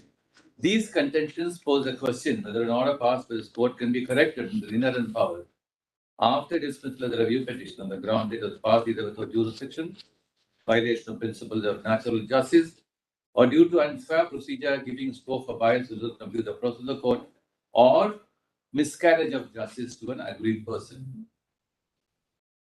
And then 24, there is no gainsaying. Supreme Court is the court of law assessor, the final court in question both of fact and law, including constitutional law. declared is the law of the land is in for itself for all both tribal authorities. With declarations of law and application of the facts of the case and decision and dispute on the parties the list. Necessary to bear in mind the principle with regard to the highest court department of binding proceeding, the difference on the grounds on which a final judgment of the parties can be considered. Reconsidered here, we are mainly considering the data. However, when reconsideration of judgment of the court is sought, the finality attached both to the law declared as the decision made in the case is normally brought under challenge. It is therefore relevant to note so much was the value attached from the highest court in London, so also law laid on. This upon a question of law was conclusive, but by the House subsequent case, an earlier decision could be set right only by an act of Parliament. Then paragraph number 40. The court again looks at a large number of cases on bias, qualification, natural justice, and all those dimensions where opening of a judgment may present a very important, aspect of consideration by the court. There's I want to place with lots of consideration. There's a book called Black on Judgments, American, fairly dated, but there again talk about those very unusual cases where a judgment or decree can be amended if parties have gone on a mistake of fact. Like Section 22 of the Specific Relief Act, you can rectify an instrument. And some courts have taken the view an instrument would also a decree or a compromise. So these are the canopy of views on how a judgment will be looked at if there is a reason to depart from an earlier view taken. Now, paragraph 42. The concern of this court for rendering justice in our cause is not less important than the principle of finality of a judgment. We are faced with competing principles ensuring certainty and finality of judgment to the court of last resort, and dispensing justice to reconsideration of a judgment on the grounds is vitiated being in violation of principles of natural justice, or giving scope for apprehension of bias due to a judge who participates in the decision-making process not disclosing claims, or an account of abuse of the process of the court. Such a judgment, far from ensuring finality, will always remain under the cloud of uncertainty. Almighty alone dispenses advantages as the concept is not so. And so, we are of the view that though judges are the highest court, they are subject to limitation of infallibility. Situations may arise in the rarest there are cases which would require reconsideration of a final judgment to set right miscarriage of justice complaint of. In such case, it would be not only be proper, but also obligatory, both legally and morally, to rectify the error. After giving our anxious consideration to that question, we are persuaded to hold the duty to justice in those rarest of rare cases shall have to prevail over the policy of certainty of judgment, as though it's essentially in the public interest.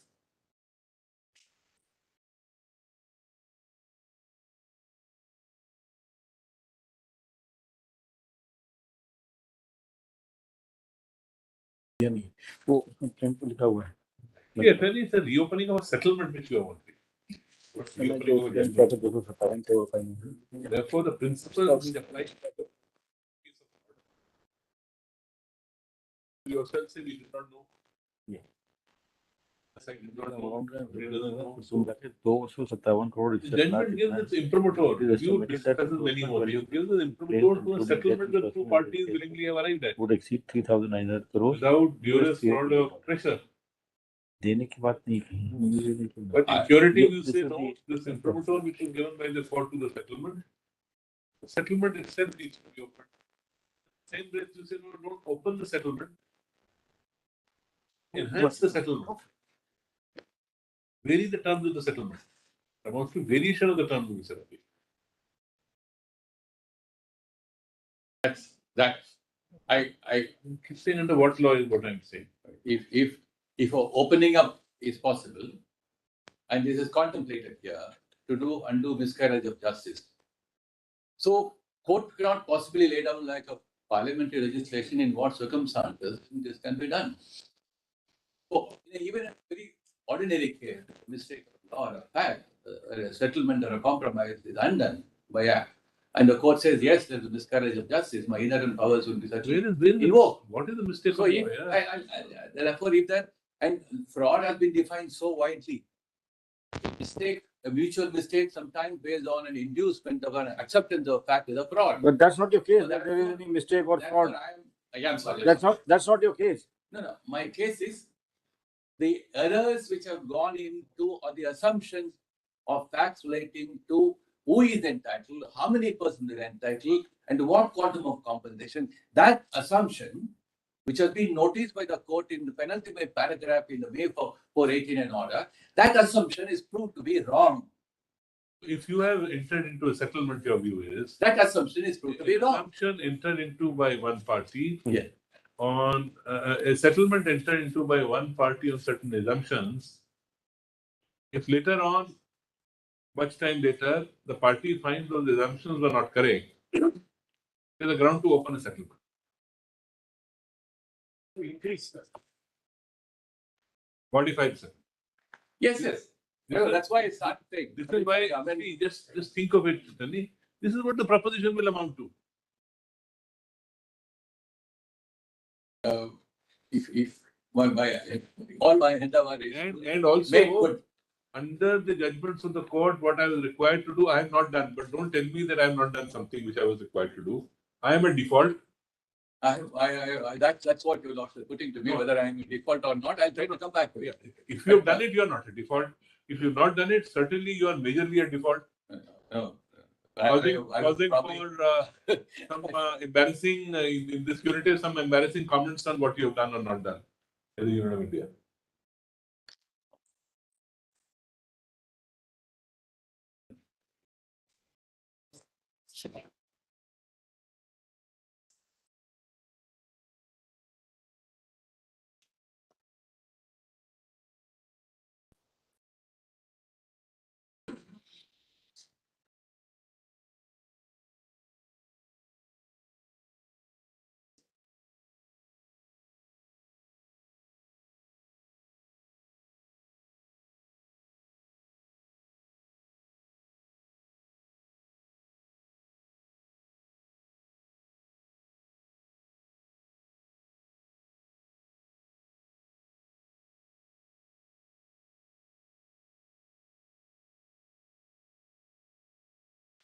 After giving our anxious consideration to the question we have persevered to hold, that the duty to do justice, the rarest of rare cases, shall have to prevail over the policy of certainty of judgment, although it is essentially the public interest that a final judgment or the final court in the country should not be open to challenge.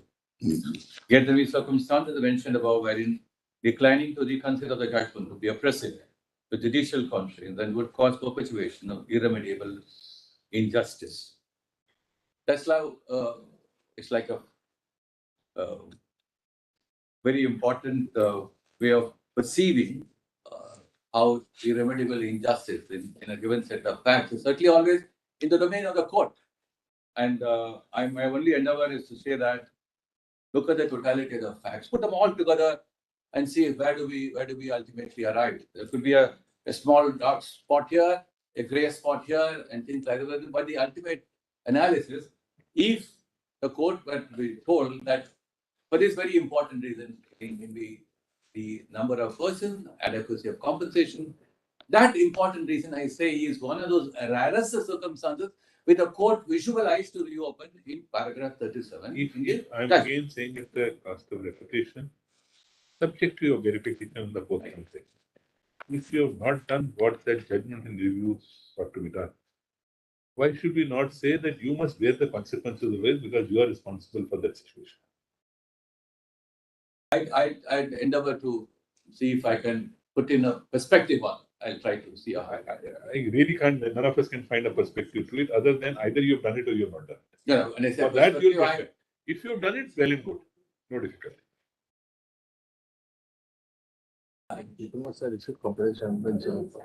Because under those policies also then compensation may have been received. Which you were supposed to take. It is possible people may have claimed and received compensation under those policies with passage.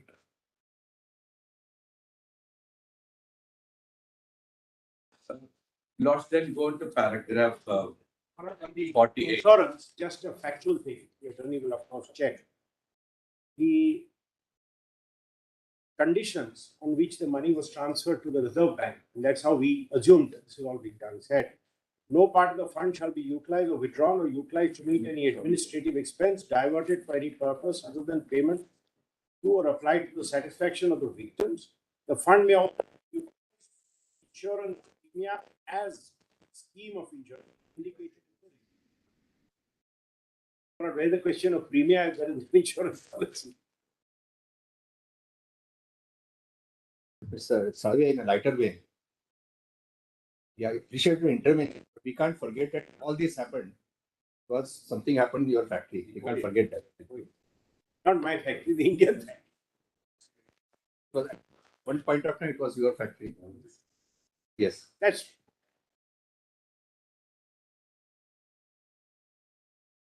Yes, sir.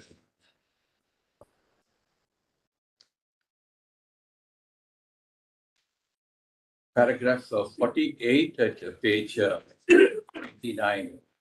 Yes.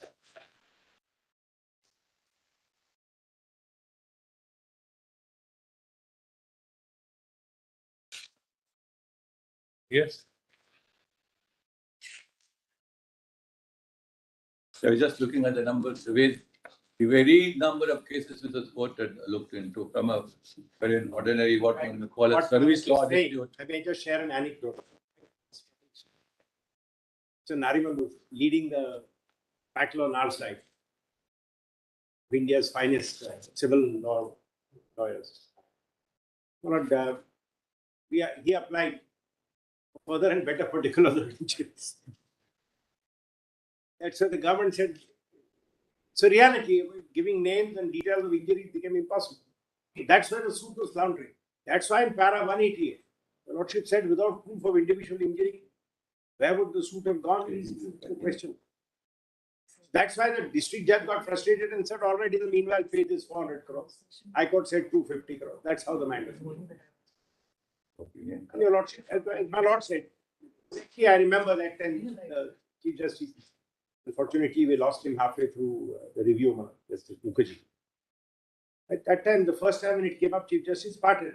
He said, but surely, Union Carbide must take responsibility. Mr. Nariman said, yes, we are willing to pay for this much fee. That's how the whole thing started. But of course, so Nariman also said the greatest mistake of my life.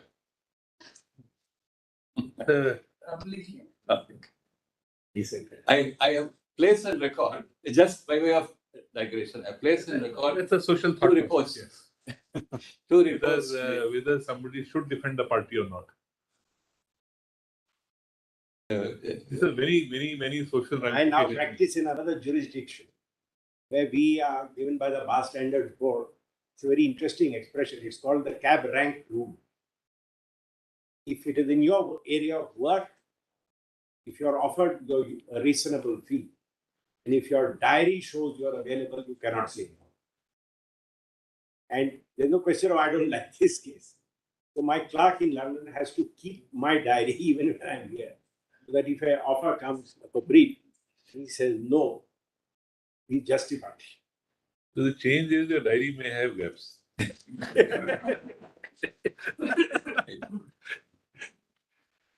That was difficult to find here. I will make an application to Maryland for disclosure.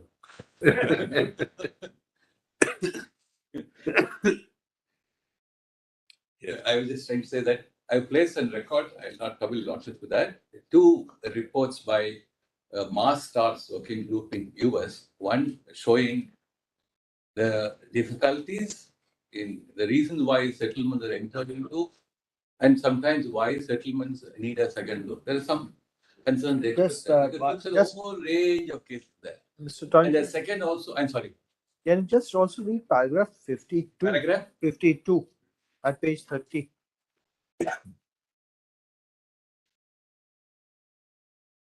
52. I'll read a couple of them. I think your just answer would finish. be don't have a I'll read paras 48 onward so that Lord's permit me to do that. In the cases discussed above, this court reconsidered its earlier judgment inter alia and the articles 129 and 142, which confer very wide powers in the court to complete judgment parties. Indicated about the scope of the file before Article 129 and the Code of Record also advert to the extent of power under 142. The upshot of the discussion views that the court to prevent abuse of process and to cure a gross miscarriage of justice may reconsider judgments in excess of the inherent power. The next step is specify the requirements to entertain such a curative petition and the inherent power of the court. The floodgates are not open for filing a second review petition as a matter of course. In the guise of a curative petition and the inherent power, it's common ground, except when very strong reasons exist. The court should not entertain an application seeking reconsideration of an order of this court, which has become final dismissal or review petition. Neither advisable nor possible to enumerate all grounds on which such a petition may be entertained, and that's a wise statement of judicial policy. Nevertheless, we think that a petitioner entitled to relief ex debitio justitiae establishes violation of the principles of natural justice in that he was not a party to the lease, but a judgment adversely affected his interest, or that he was a party to the lease was not served notice so and so, or where in the proceedings with earned judgment disclosed connection so and so, apprehension of bias and judgment adversely affect the petitioner. The petitioner shall the curative petition shall aver specifically that the grounds mentioned in taken the review petition and the regulation will contain clarification, certification of the senior advocate because it will from the above judgment. So, Here are the view that no matter what is the effect? Of course, you of the said final judgment. you will come back to it later. What is the effect? Let me complete reading a few more paragraphs and write. Our job would have been How I may fit in. How I may fit in. our job would have been very simple on the first day and the first 5 minutes. But we thought that looking to the issues involved, we wanted to hear you at greater length. But can we just brush this as a brush aside? This very factum objected to, and though we have committed almost a day and a half hearing that the very jurisdiction of curative is conferred under this judgment. In what circumstances a curative would lie is specified. If that condition is not specified, what happens? Implicit in the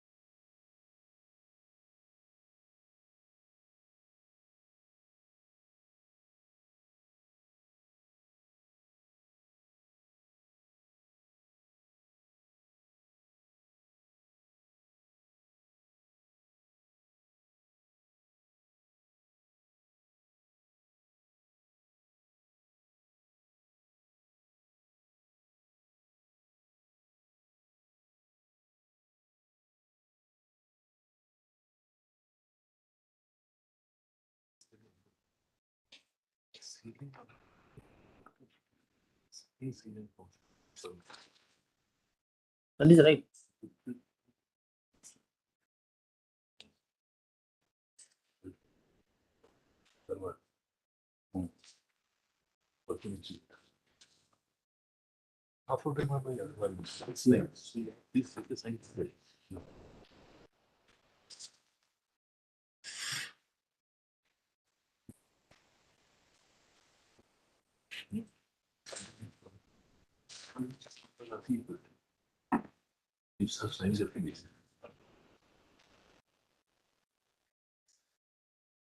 This case, 52 has not been observed.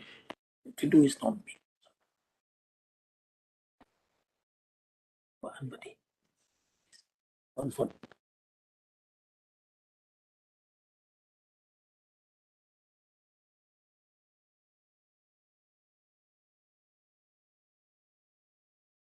petition before it was. Because honestly, we are dealing with a few hundred curative petitions. Curative petitions also, we also deal with it summarily. So next step. There are specialized counsels in this curative petitions who sign curative petitions. I can only read But see, it's like all of us are, none of us are legal. All of us are governed by law. absolutely. All of us have to follow a process of law. Therefore, the process of invoking a jurisdiction requires A, B, C to be done. 52 is not being done. It has been done. You see that. What my brother is pointing out, Let me- we didn't want it the threshold because we flagged it the threshold, but we said that, okay, you are feeling strongly about some issues as attorney or you are I'm grateful you are for this. entitled to this. I'm grateful for the indulgence. Entitled to this audience from the court because not only of the office you hold of for a number of years, but ultimately we have, I mean, normally a petition on this ground alone without saying anything more could have been dismissed. It has been kept in open court because of the issue involved. Therefore, we have, Lots of time. please tell us after lunch the two factors. One, did you invoke the insurance? Number two, is where is the certificate as required in Pura's? I take the curative petition. It is at page 193, 161. 161, Petition. 161. page 161 How does it say the of the curative petition certified by the then Attorney General. does it say whether a review has been filed as No. required? Now, that aspect I will address you now. That aspect, whether there is a judgment of your lordships in National Commission of Women in so-and-so in 2014 for SEC, where the National Commission for Women, who did not file a petition, was permitted to file a curative petition, and because of the importance of the issue involved. So, there is a precedent and been entertained. There is otherwise a threshold bar for you. We've still That's heard why, you. that's, I think we still heard you because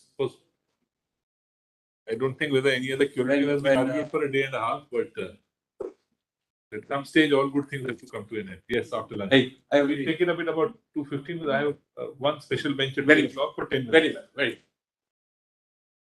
Great.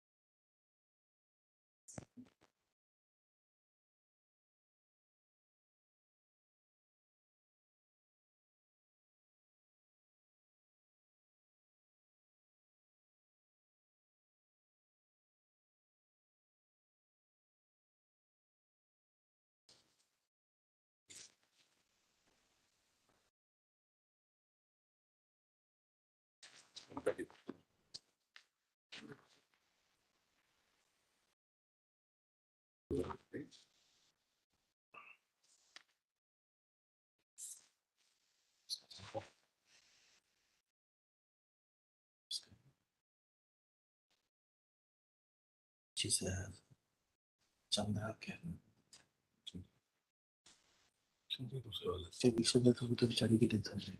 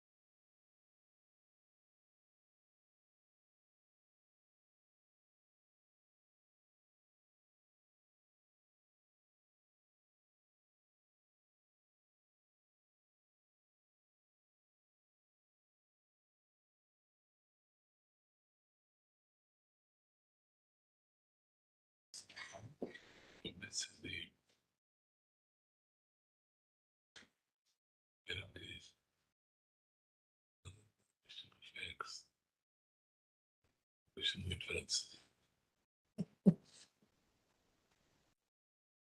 Yes, please. On the first question about this insurance, I have some observations to make on the paragraphs 205, reference to para 133 of the judgment. I'll come back on the question as to whether there was, and then in view of the fact there were two things which happened, please turn to 205 at page 159 of volume 1 of the respondent compilation. Yes. Then comes the question, which we post at the end of paragraph 135. This concern. Just 1 second. I'm sorry. Sorry. Sorry, I didn't get it. Page. This respondent number 1 compilation, the review judge. Okay.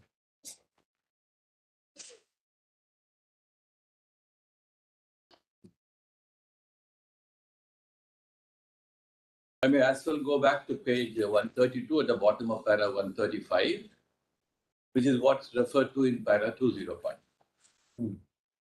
132 bottom, just below placitum tail.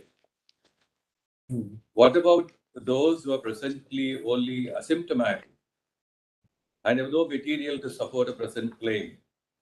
Who will provide the medical surveillance costs, and if someday in the future they develop any other dreaded symptom, who will provide them with compensation? Even if the award is and once and downward determination, these aspects must be taken into account. Then 205 at page 159. Then comes the question which we pose at the end of para 135. This concerns the exposed members of the population of Bhopal who are at put to risk and who, though presently asymptomatic and filed no claim for compensation, might become symptomatic in future. How should case of yet unborn children or mothers exposed to MIC toxicity, but the children are found to have or develop congenital defects be taken care of? So kindly turn over to the directions part of it. Yes. And which is at page 164. Yes. Para D. In respect of the population of the affected wards, excluding those who have filed claims, Government of India shall take out an appropriate medical group insurance, so on, etc., for compensation to those who are presently asymptomatic and filed no claims for compensation, might become asymptomatic in future, and to those later born children who might manifest congenital or prenatal MI affliction, that upper individual monetary limit for the insurance, the period of insurance so number is 1 lakh. Therefore, I'm told that in view of 2 developments, one that about several hospitals that have been set up, including the hospital, to take care of the medical needs of persons who might not have filed claims at all, and which seem to be still keep coming. So the medical facilities and free insurance, free medical facilities there seem to be taken care of this aspect of the matter. But I'll come back on the question as to whether government actually applied its mind on this and how they took a decision. I need a little more time. I would like, because that's not very clear today, but what I am told is that in view of this, the medical part of it being taken care of, whether the compensation will also be input, that I don't want to make any statement which will not be accurate. You are saying medical needs are taken care of by free treatment in hospital, so we don't need to take out insurance. No, I don't. That's information given to me. I would like to verify that. Please. But that I won't be in a position to make this any Bhopal Medical Hospital has now been closed. It has been given to somebody else. No, there are 6 other hospitals which are where medical assistance is being. For this purpose, when the hospital was started, The Bhopal that is now Memorial been- Hospital. Memorial Hospital, that now been closed. But the other medical centers where people go for a medical treatment, they are still functioning.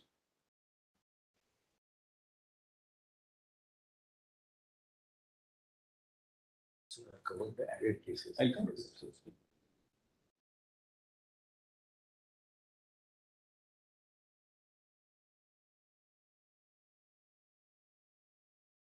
Filed claims and were already covered under various categories of disability, ailments, etc. So these are that's why excluding. There appears 5 to 6 categories of that as per the scheme, and out of that, those persons who fall within that category, they are being provided. The There could be medical other categories also. But that's how, for instance, cancer. There are other 2 categories for those 2 categories. where the ex-gratia payment were made in 2010 and keep making payment up to 2022. The government continues to make payments for those people. The applications are not closed as far as those are concerned. I put it so in my note. Yes. Therefore, that's an entirely different set of people, other than those who filed claims, 1 lakh earlier, which then now has become 5.74 lakhs. And so that perhaps should not be reckoned for the purpose of considering paragraph D. So, but I'll come back on the question whether there was conscious decision taken or not as far as the insurance. So, what Government of India did on that, I'll come back on that question. I need a little time. But I want to make this preliminary explanation saying this. What was intended was only to cover those who are not part of the present claimants set of group. And if there are others who may deserve an assistance of compensation, how do we take care of it? That's how the court probably looked at it. Let me come back to the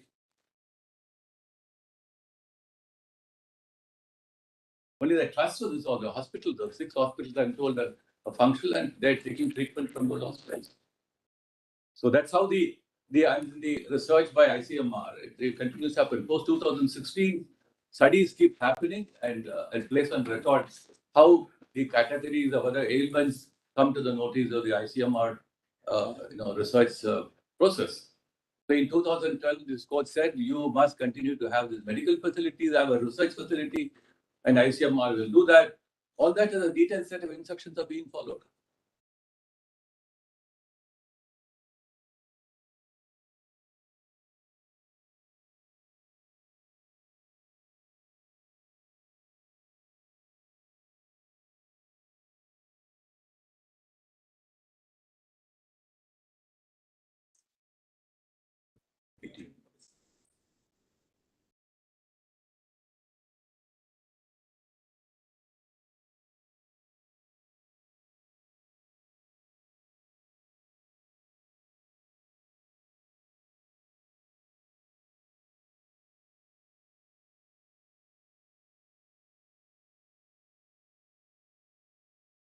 I was drawing your Lordship's attention to the National Commission for Women Judgment, which is in volume 1 of a compilation of judgment. What I would like to probably say is that there is one instance where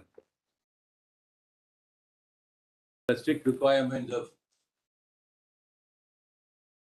the party filing a review petition or parties to the proceedings and then successful in the review and thereafter filed the curative petition. There is one case where your Lordships, by reason of the importance of the case involved, permitted the National Commission for Women, were not a party to the earlier proceedings, and they were permitted to file a curative petition. The curative petition. So there could be any number of instances where, in grounds of public interest, public importance, public good, where They were not party to the original proceeding. No? NCW was not a party. Therefore, they Was never a party. And here, of course, in the review judgment, lots of notice the paragraph where the Supreme Court says that we supported the review, even though we did not. Paragraph 51, that is why it says of Hurra's case that entitled to executive justice is a violation of principles of natural justice. In that, he was not a party to the rest, but the judgment adversely affected interests, possibly coming under this first category, not being a party to the rest. No. NCW interests were not affected, except as a public body, who has an interest. Got to represent the interest of the, not party, got to represent the interest of a category of people. Correct. Therefore, Union of India stands on the same footing. You are party. I was a party, but I have a larger interest than NCW. I have a greater interest. You are party to the proceeding. That's true. But what I'm trying to point out You are is party to the proceeding, party to the settlement, party to everything. no, that he was not a party to the Lisbon. The judgment adversely affected the interest. Therefore, your Lordship put it on a wider footing. It is not at a personal interest. It's an interest of an institution. That's why it can be the in interest. any case, you had stepped into their shoes today. Correct. The There was interest no of doubt an about that. institution. Yes. So if the interest of an institution is paramount, and certainly your Lordship permitted to do so. Yes. So the strict requirements of only parties to a list And in the absence of filing a review petition, you'll be precluded from proceeding with a curative. I think that All I'm putting to you is that was a party, not party to the list, sought to represent the interests of a group of people. And in that position, the curative was entertained. That's what I'm saying. let me read that husband, but the What will that do? Does it say discuss all this? the context is that an institution which tries to represent a certain interpretation of provision to the Indian Penal Code. So the question is not who comes, but the question is what is the public importance? And there is an interpretation question which affects a large number of people. So the question is therefore if there could be any number of such circumstances where public good or a public interest or a constitutional interpretation or an error of judgment which leads to miscarriage of justice. So all those will fall in the category of permitting. Your deep research also you have found out this order is the only order. I'm only looking at para 51 to say that the very strict reading of 51 will not come in the way of Union of India not having filed a review petition can still maintain a curative petition. It is one example, which is a recent example. Examples could be multiplied, perhaps. Different facts, how it is done, why under 142 it is exercised. Issue was raised about locus standi. You turn to para 10. Locus standi in the sense of participation, the presence of. They have entertained firstly, it's an order. There's no judgment on this issue. You should have overlooked. But it will entertain to that extent, you are right. But it said so in view of these facts. That's true, but the facts are.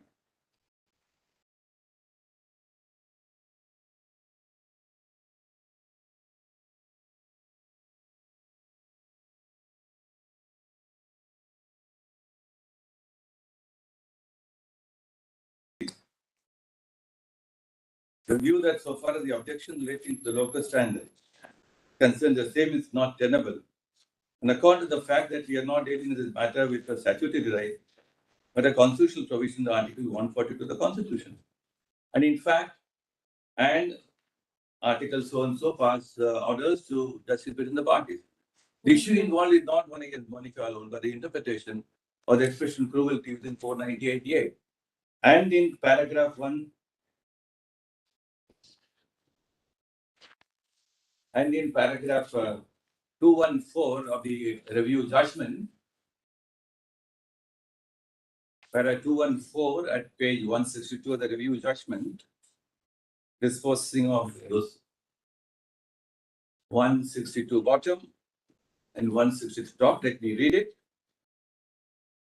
We might now sum up the conclusions reached, finding the recurrent directions divided contention. 1. The contention that the apex court had no jurisdiction to withdraw to itself the original suits pending in the district court at Bhopal, and this court was the same in terms of the settlement. And the further contention that similarly the court had no jurisdiction to withdraw the criminal proceeding that rejected. What's the reason? The reason is given at page 163. It is held that under Article 142 of the Constitution, the court had the necessary jurisdiction and power to do so. The suit was virtually withdrawn before this court. Now all proceedings were under Article 142.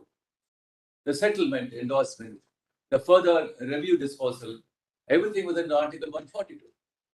So that's why even in this case, when the court says, we are looking at 142 to permit National Commission for Women to be a party to a curative proceeding, virtually it's almost the same logic.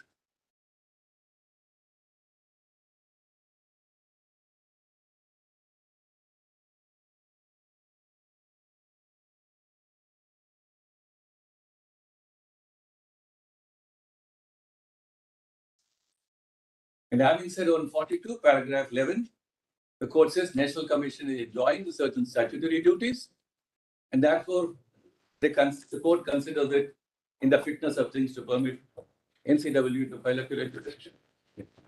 I would probably urge, there's the instances can multiply in future now.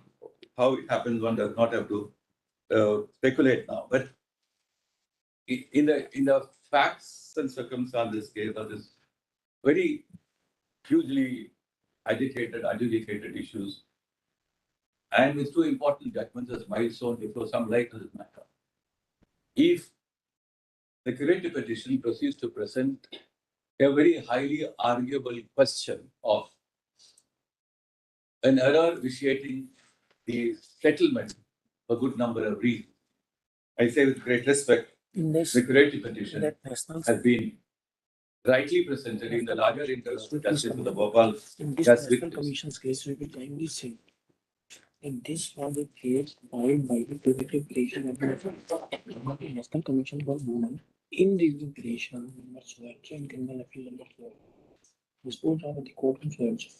You know, they have filed the petition, then they are upon the curative.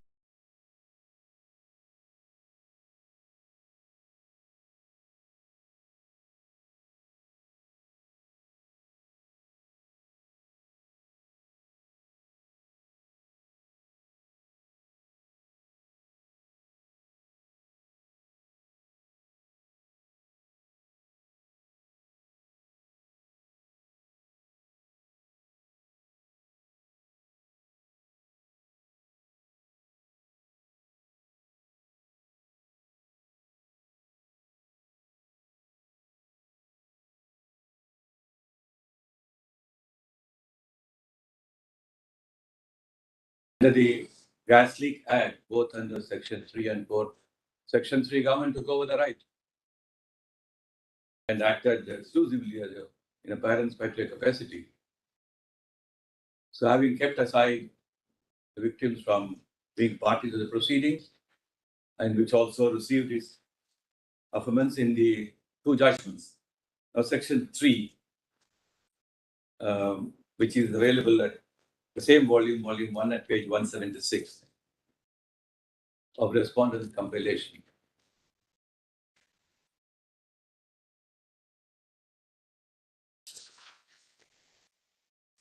Because if throughout these proceedings, Union of India alone was permitted to represent the interests of the victims, it shall continue to do so as long as Union of India is able to present an arguable case that the settlement needs a reconsideration.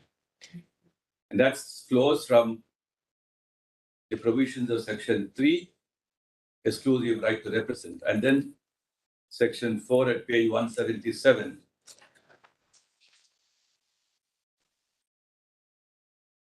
Notwithstanding anything contained in Section 3 in representing and acting in place of any person in relation to any claim, the central government shall have due regard to any matter which such person may refer to the urge with respect to his claim. So this, the central government, I say with respect, can do suo motu because it has taken over the entire responsibility of supervising and ensuring extension of all assistance, including the payment of compensation. So it can do suo motu and can also receive any information or representation which can persuade the Union of India to act in terms of Section 4. Therefore, Section 3 and 4 jointly authorize the central government, and that's why I said that these are power coupled with the duties. These are two provisions which must be construed as powers coupled with duties. And that's where I draw a parallel with the NCW judgment.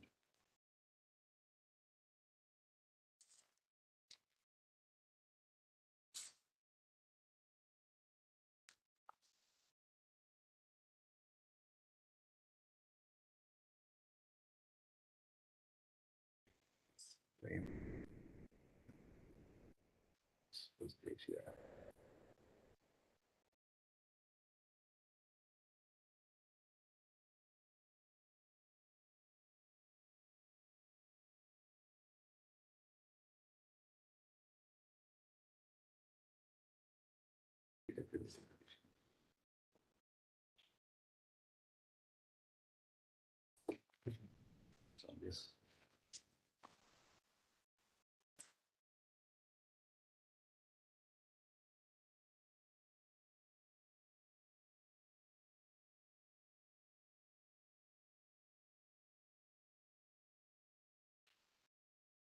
copies. And also this.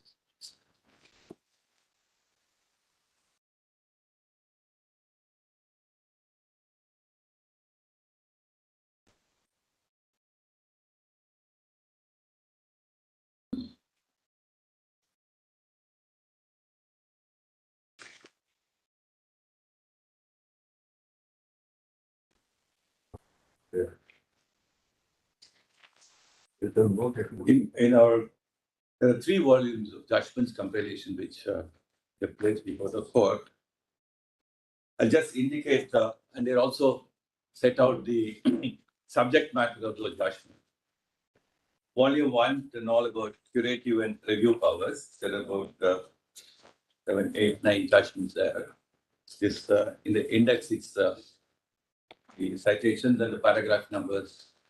Volume 1, you will also see that. The second volume is on reopening of settlements, very 3, 4 judgments. And the third, in the same volume, I have placed on the third the principle of continuing wrongs and liability for continuing wrongs.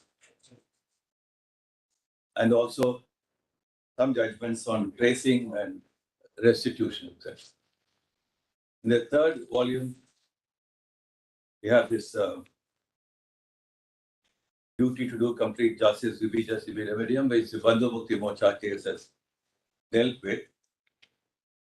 And we also placed and recorded a judgment in 2016 on the power coupled with the duty, where the court looks at a series of cases from 1952 SCR, Commissioner of Police was at Godandas Banji, 135, which looked at another old English case, Julius was the Bishop of Oxford, power coupled with duty. I'll place some of the judgments.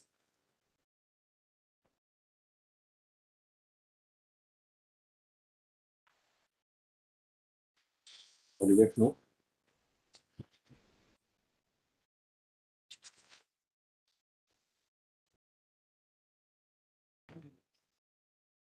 Third one.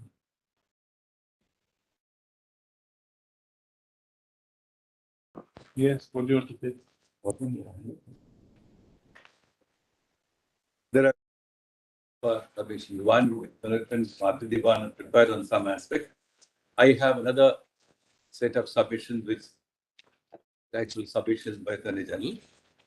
So let me read some parts of the learned ASG's note, and then switch on to my note.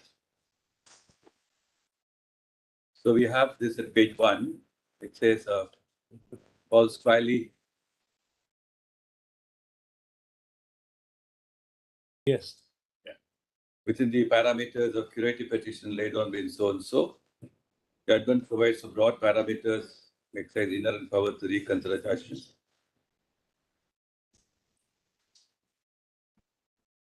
We give it? So non-inadequacy of Yeah.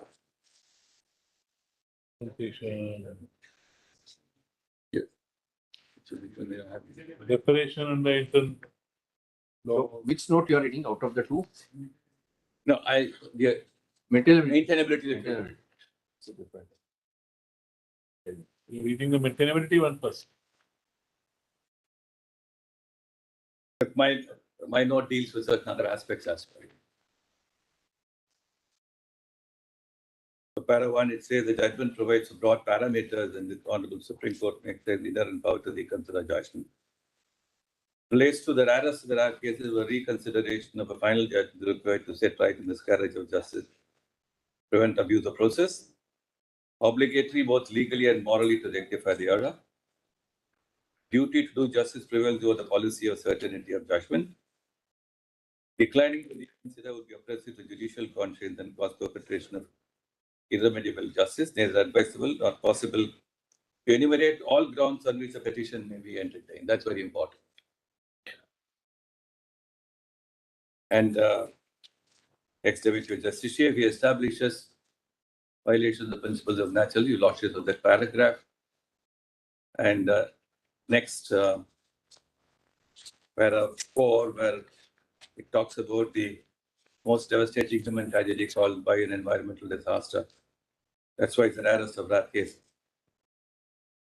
Then keeping in mind, I'm trying to, again, thinking aloud, why do we say it's one of the rarest of rare cases, which and the Hura judgment, for all its deepest bestowal of consideration to situations which may confront the court in doing complete justice in a given cause or a matter. Cause or a matter, what Article 142 talks about. So the court has bestowed the attention and said these are very obvious reasons why, after a review, there could still be a lingering reason which may persuade the court to continue to do justice. In the very nature of things, I suppose the Hura judgment was advisably said that these are not exhaustive of the possibility of any other very appealing reason which may persuade the court to add on to the list of categories. So now you are saying by this note that Hura, which itself was an exception, should be expanded.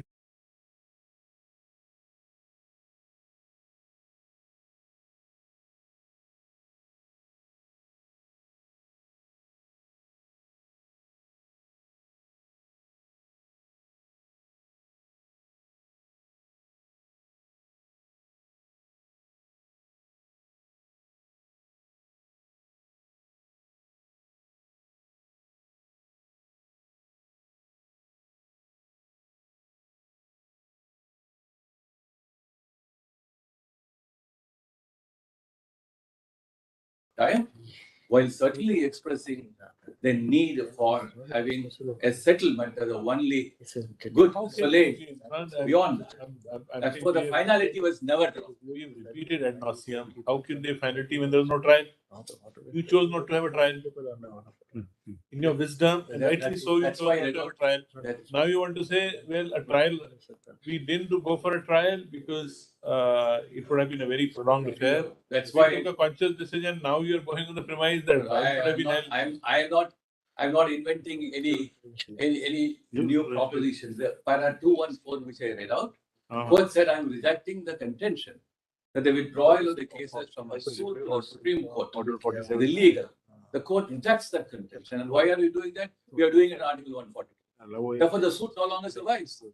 All those proceedings which went Did on. you want the suit to continue? You were the I do. the suit. Therefore, it's one of those rarest of the rare cases where Lords may find value in that statement or not.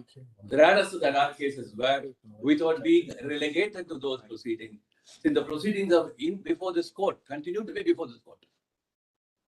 So, what this court can do, treating it the rarest of the rare cases, falling within the Hura domain, and so by What is the rarest of stating a few additional You yourself rightly said, class action suits, a lot of them get settled.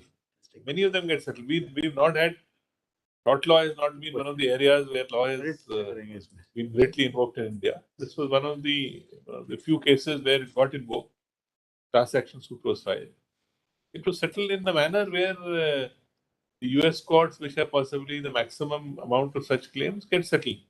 Most of them get settled through a negotiated settlement, which is what was done here. How do you lost it?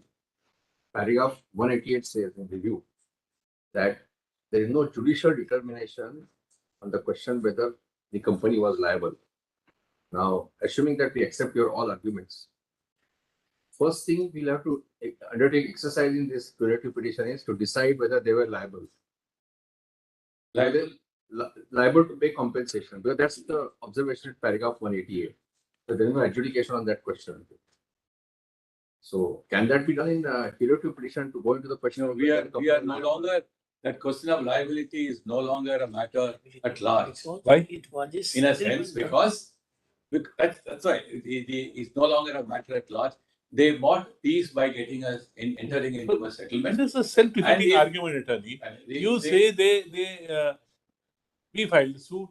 They bought peace. Liability. Supreme Court says, well, without going into this issue, it has been determined. Now you say there's a quieter to this issue because liability is presumed. Now- Liability is not only presumed because Yes. it has been a concluded state of things, namely that you went to the US courts and said you will not Where adjudicate is the there, proceedings. after the observations in the review petition, where is there a conclusion post any adjudication of evidence that they are liable? Please tell us. Let's not act on presumptions. No, not on a presumption. The whole issue of jurisdiction has been canvassed. So your jurisdiction, you may be right there, Correct. that Jurisdiction accepted is something jurisdiction. else. but the Liability is something No, else. that's liability, liability. is something For the different. liability. Jurisdiction, you are right. Correct. Suppose the liability part of it. If I'm trying to persuade, please read as many ways as possible into the review judgment and the earlier order passed in May 1989. It said, please read into the settlement and find out if at some point of time or conscience is stopped, then the liability question will be revisited. Mr. Now, this is Attorney one of General, the extraordinary cases in very, very peculiar circumstances. Mr. Attorney General, the question put is slightly different. You're right, as far as jurisdiction is concerned, after the judgment, the jurisdiction of the Indian courts is accepted. Right. Probably the argument to the contrary may not be acceptable.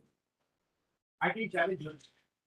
Now, as far as quantum of compensation or the liability, or first the liability and quantum of compensation is Yes, concerned, please. it's always open to the parties to say, I want to enter into a settlement, get rid of the litigation. And therefore, I agree without going into the question, either on my liability or the quantum of compensation, I'll pay so much. Right. So that's their stand. That we as a package agreed to this. And there are two judgments now, both of the first and the second judgment, the review judgment, which says yes. And the judgment, while the court agreeing why they accepted the package, they've given their reasons. And in the second judgment, as far as criminal liability is concerned, they said no, criminal liability will continue. So that aspect. So that's the argument. Now, what you are trying to do is you're going to say is, please modify that settlement package. Can that be done unilaterally? Unilaterally, And In if that we want case, to do it, then we'll have to upset the whole settlement. not that's my endeavor is to say no, that need not be done. Except what's being put to me is look at a possible No, there, if that happens, a defense. look, let's assume, let me put it very clear. Your Lordship. I think almost as far as liability is concerned, it will be very difficult for them to say that they are not going to. But as the quantum of compensation is concerned, they may have a lot of defenses. They may have a lot of issues in that. You can't say that you will have a free ride. Liability, the court has observed. The court deciding said that because the occasion to determine the liability, the extent of liability, the extent of causa, nothing arose. Lordship, I'll try Both to find sides out took if a- there is a way both- out both- of looking at that. No, both sides I understand. took a conscious decision. We can't foreclose. I mean, we can't draw presumptions from their thought process and say, why did they settle? So if they settle, they must have known they have to pay. Because they knew they must have to pay, so they must have paid according to this. Now we find they must pay more, so just make them pay more. This is what your argument is coming No, from. no, It's not a degree, it's a compromise. of course, although And there was all those fees there was a are memorandum of settlement filed on the record. We don't think it is on the record. No, 23.3 is. Order refers to the memorandum of settlement. it virtually nothing other than what has been reproduced. Let's assume there's compliance of 23.3. I certainly I know since almost since yesterday morning onwards we are trying to get back to the same question in different forms. Yes, you are right. I try to answer Yes. one way or the other, and that's because of I thought a very important concern which, if you have very precise formulations of a principle in accordance with relevant legislation, which can be easily stated with some modifications, some amendments, then of course the task is different. But the task is entirely, vastly different here. Therefore, to find some answer to a curative petition with the Union of India says, yes, there are errors which I must own now. Why I must own now? Because we were party to two important procedures. And secondly, the question of the unfolding set of events under the determination sanctioned with the Honorable Court under the Bhopal Catholic Act and the scheme have now thrown much more broader light than what it was in 1991. So, as Union of India, acting under Section 3 and 4 of the Act, can I close to those unfolding set of events and still say, well, court has said you do this or that, and therefore I say I must now no longer call upon the Supreme Court, having acted 142, to continue to call upon UCC to add an additional dimension of liability. The question, therefore, you have been asked, the answer will be no. The court probably should be persuaded to ask UCC to get into that question, because the error which we are trying to point out repeatedly is an error which attaches to the entire process. The entire process is based on certain assumptions, and the assumptions are proved to be erroneous. So if the error continues to be attached to the process, therefore the curative petition, and therefore the question of adding on to the liability will be seen from what the statutory authorities are determined on the application of principles set out in the scheme. Unless the UCC at any point or said no, when the constitutionality of the act was in question, and this court sanctioned the act and said you go under the scheme, which means anything which could have been determined under the act and the scheme by the process of the statute, the welfare commissioner, was to be something brought up before the court at a later point of time, if, as I said, 3 and 4 persuaded me to bring it before the court. This is what we are trying to do now. So to say that you look at from any other angle, namely what an additional compensation by insurance, or you take it up because it's a parent's welfare state, with great respect, I say they would stop somewhere only when the other questions are.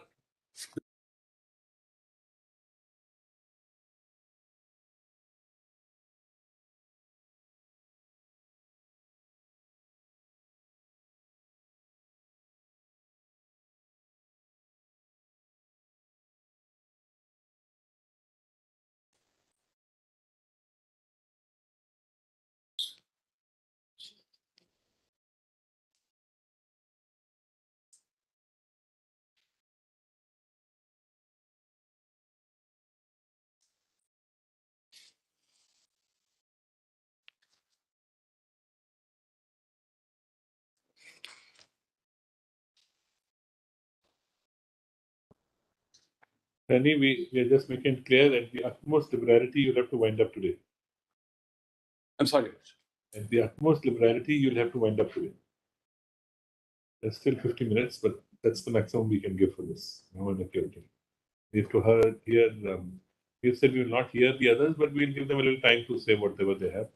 We are grateful, my lords. We We have instructed, but still we don't want to shut out anybody, so we'll give you a little time, and we have to hear Mr. Salvo. So you will have to at least wind up today. Grateful. Because tomorrow we'll wind up the case. Well, no, we will go.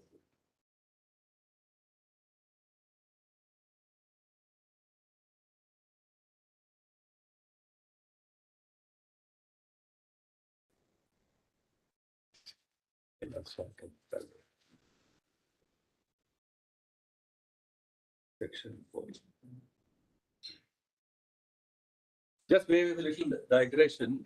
Yes. In the Charanlal Sahu judgment, I just make a note of it.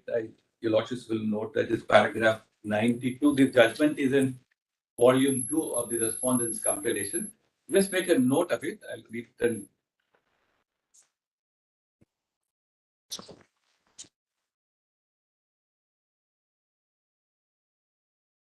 this para 92, other para 117, we are talking about the parents patria responsibility of the Union of India, the context of section 3 and 4.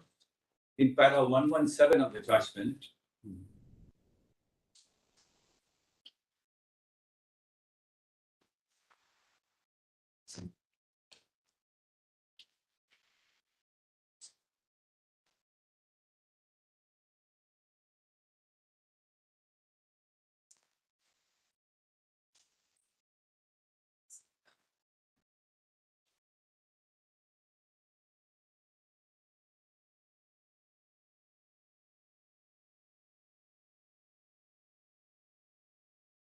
while affirming this act, the court said that these are the concerns which you will keep in mind. Section 4, due regard, proper representation and not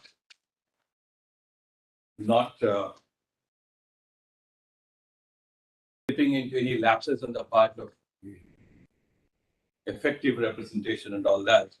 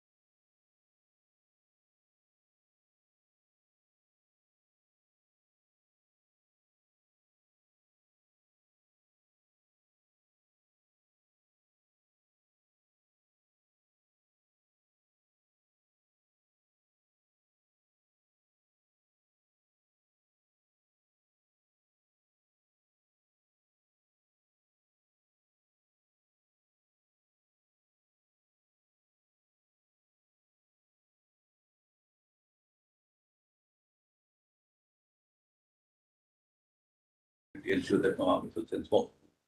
Enterprise is held to an obligation to provide as it is so on and so forth. Then paragraph 92. It is urged before us that there was an absolute and strict liability for the enterprise just carrying on the edges of the operation with cases in this country. Further submitted that there is evidence and records that sufficient care and attention had not been given to safeguard against the dangers of leakage and protection in case of leakage. Indeed, the criminal prosecutions that were launched against the chairman and others that indicated before charged them along with the defendant in the suit with the delinquency in these matters and criminal negligence in conducting the toxic operation. So, as in the instant adjudication, this court is not concerned with the determination of the actual extent of liability. We proceed on the basis of the law in engage with the court in MC matter. Is a decision upon the basis of what damages will be payable to the victim in this case. When the practical question arises, what is the extent actually payable and how will be so and so. Connection referred to the order passed with this court on May 4, 1989, giving the reason why the settlement arrived at figure indicated. So the whole thing is set out here again. This constitution bench also looks at paragraph that May 4, 1918 an order. And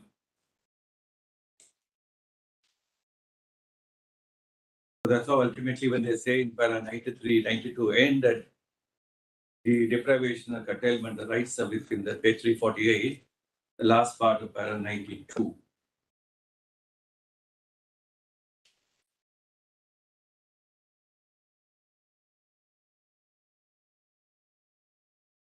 That's one of the reasons why the act was sustained.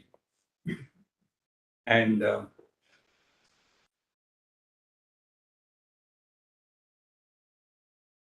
para 94, one more observation which talks about why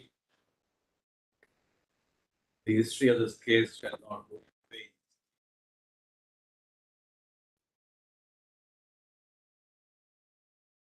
And please also turn over to paragraph 97 in the next page, talking about section 3 and 4. Line about 5. The expression exclusive is explicit and significant.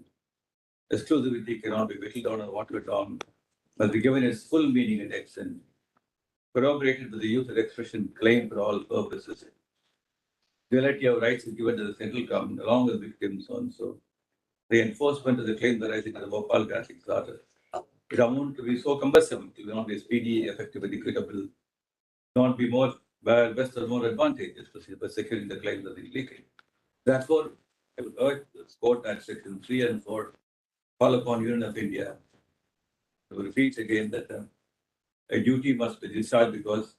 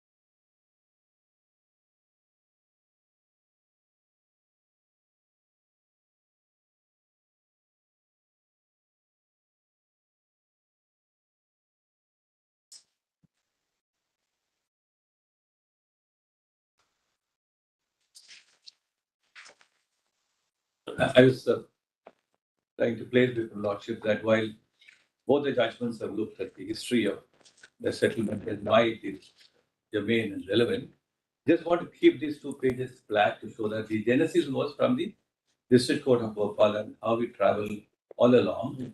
Therefore, the proposal dimension being present right from the institutional proceeding, and Union of India was certainly not averse to it, having regard to the immediacy of the succor to be provided to the victims. So this is at page 390. The whole order has a caption at page 391 called Proposal from the Court to the Parties for Reconciliation, Substantial Interim Relief that has it. That's how it reads.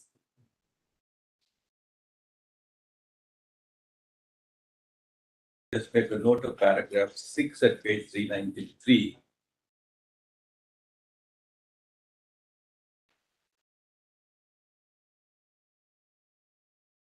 Paragraph 6 and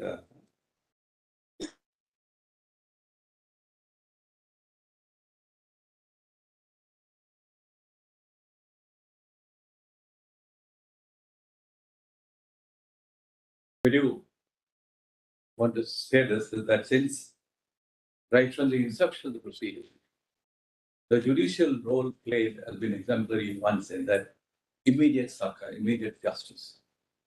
So it originated and then, fortunately, UCC, whatever Always. the reason, they It is always so. In all these So they have national court- suits, you need succor then and there. What's the point? Otherwise, the legal heirs will benefit. why I go back to it is that the rationale.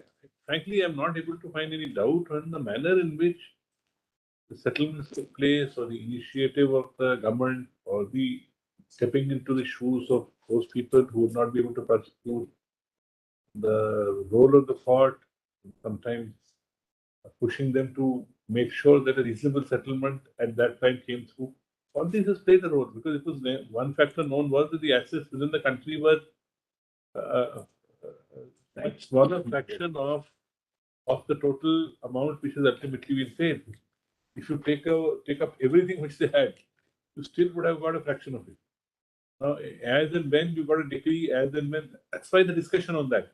As and when you got the decree, as and when you got the finality to the decree, as and when that finality would go to the US courts for enforcement because the claims there would not be satisfied, Right. are all factors which weighed with everybody. We can't say now that we got the money, remove those factors. No, that's not I think how I No, you are putting frame the phone. your arguments, as I've understood in the better part of almost 7 hours between yesterday and today, is that there were some facts which were not known as how they would unfold. And those facts having unfolded in a particular manner, Right. that's good enough ground to fasten them with liability for additional liability, but don't reopen the settlement because that's the settlement under which we are beneficiaries. Right. This is, as I understand the broad, and don't go on technicalities, whether it's security, whether it's something else. But since it arose out of incident of this nature, ignore all those niceties and fasten some additional amounts on them as per the code. This is some and substance of what you're saying.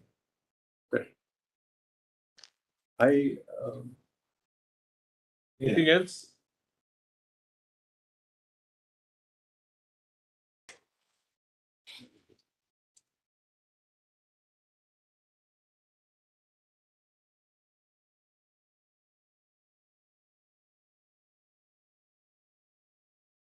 तो इनके पास 10 story की building है, foundation को वही बनाना चाहते हैं, 5 floor ऊपर और चढ़ानी है, वो करना है।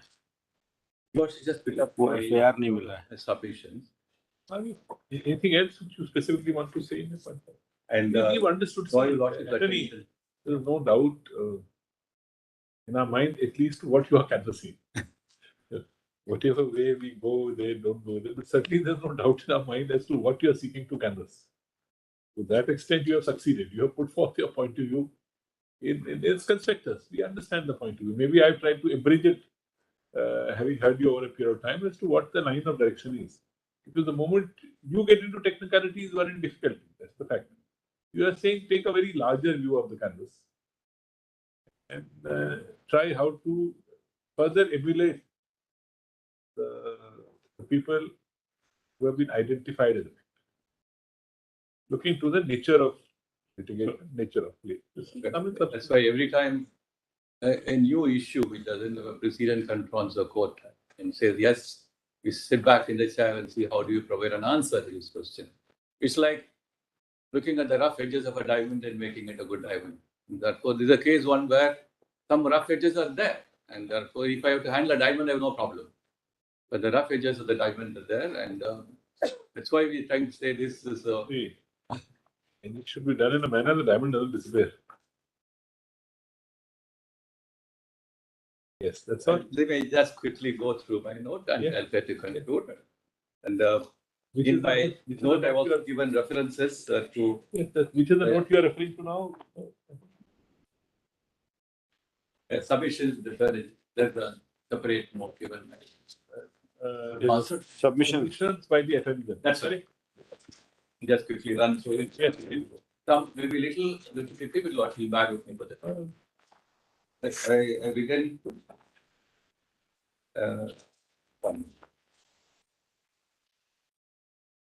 This is some very interesting quotes which I thought I can place it to just put it in perspective. Whitehead was an American philosopher contemporary of Bertrand Russell. And this quote comes from his book called Process and Reality. And Bergson, of course, a French philosopher. And I tell you one factual aspect. Yeah. After review judgment, there are fresh claims filed. Claims have been filed even today.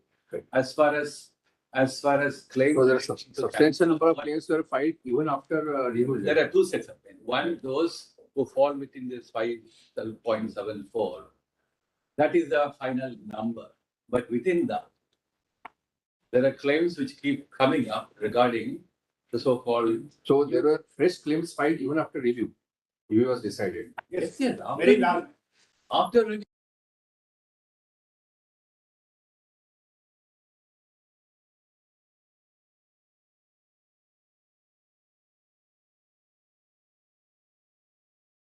I did not.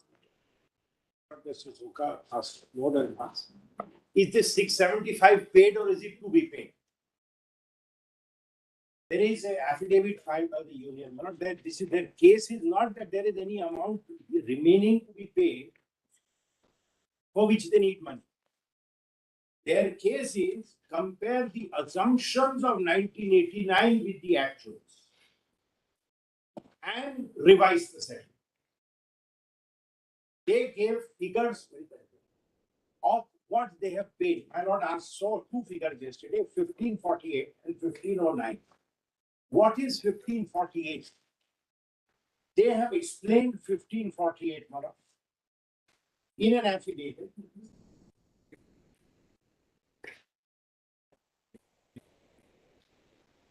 And in that affidavit, your lordship will see the figures, including this pumped up figure of the revised figure from 20,000 to 521,000, were all paid. And it came to 1548 when they came to your lordship.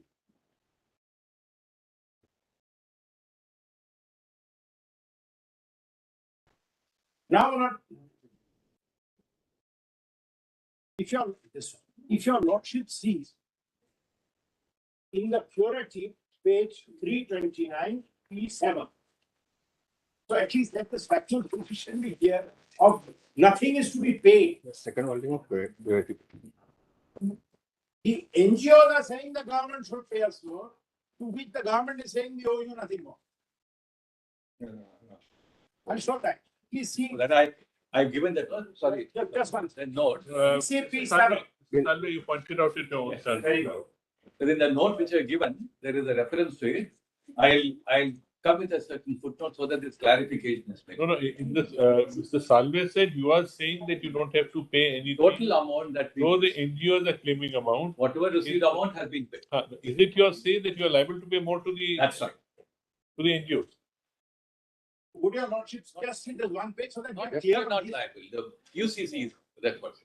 No, you are liable. Page number? 320. Whether you recover from UCC Volume is different matter. security petition. Therefore, I put it directly to you. As a government, as a welfare state, as something else, are you liable? You say, I want to recover from carbide. That I understand. No difficulty. That's a table. So then we will note that the government wants to pay more.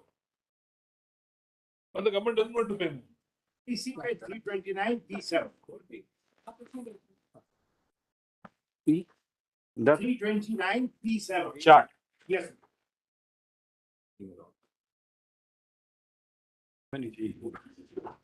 And I will marry these figures, compare them with the security petition, which, and the attorneys note, unclaimed one, claim 2, 3 months. It's different. And restoration and data. There is a cost. Look at P7. Number of cases, death 5295, same as present. Yes.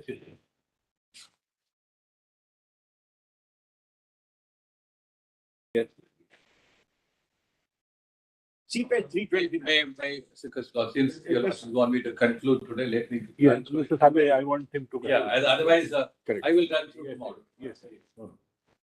We don't want you to do that. Certainly. That's a threat Mr. Salve has said now. No, I only asked you a question. I'll You, come with a- according to you, more amount is to be paid because see, there will be an issue which will crop up by reason of the requirement for you to take out insurance policy in the manner provided after the curative petition has been done.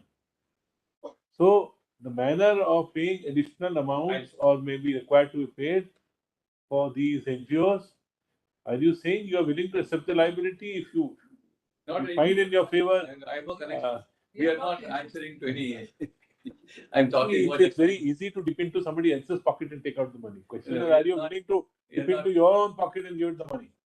I would probably. Then see whether you can dip into their pocket or not. I'll answer that also. Yes.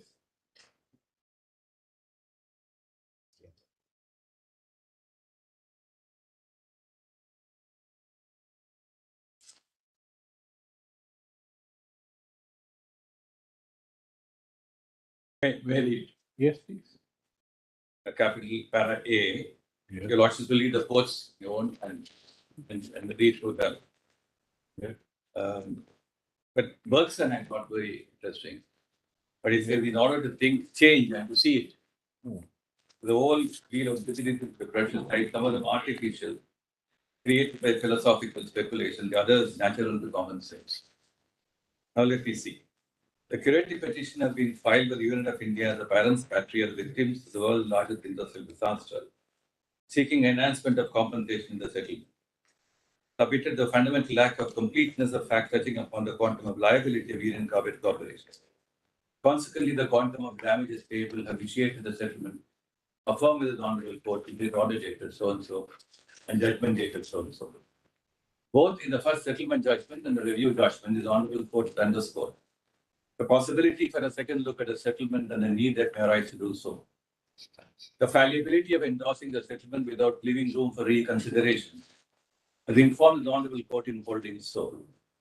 Position taken in the Honorable Court has been always a room for a second look is also in tune with instances in other jurisdictions. The courts have been very slow in giving their final stamp of approval to settlement or compromises in such class of cases. That's the US Supreme Court judgment. The Honorable Court will approving the settlement and observe that the same was not final, but based on certain assumptions of truth, and as I said, assumptions are unrelated to reality. The elements of justice of the settlement will seriously be impacted. following observations on the Supreme Court judgment, the settlement judgment is significant. These are broad and general assumptions underlying the concept of justice or the determination of the quantum.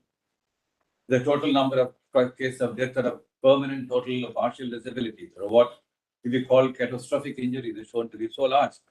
The basic assumptions underlying the settlement becomes wholly unrelated to the reality. The element of justice, the determination that have truth of its factual foundation would seriously be impaired. The justness of the settlement is based on the question of truth. Indeed, different opinion on the interpretation of law and questions of policy or even what we consider wise or unwise, but one speaks of justice and truth. These words. And on these categories, Attorney, on these categories, the amounts have been lesser. People have been lesser. The expanded category, therefore, we began that yesterday, was that the expanded category there where on account of the incident occurring in that area, you thought it appropriate to give some kind of a solace amount to everybody because some way or the other it had, would psychologically or otherwise affect people apart from serious medical issues which have been caused.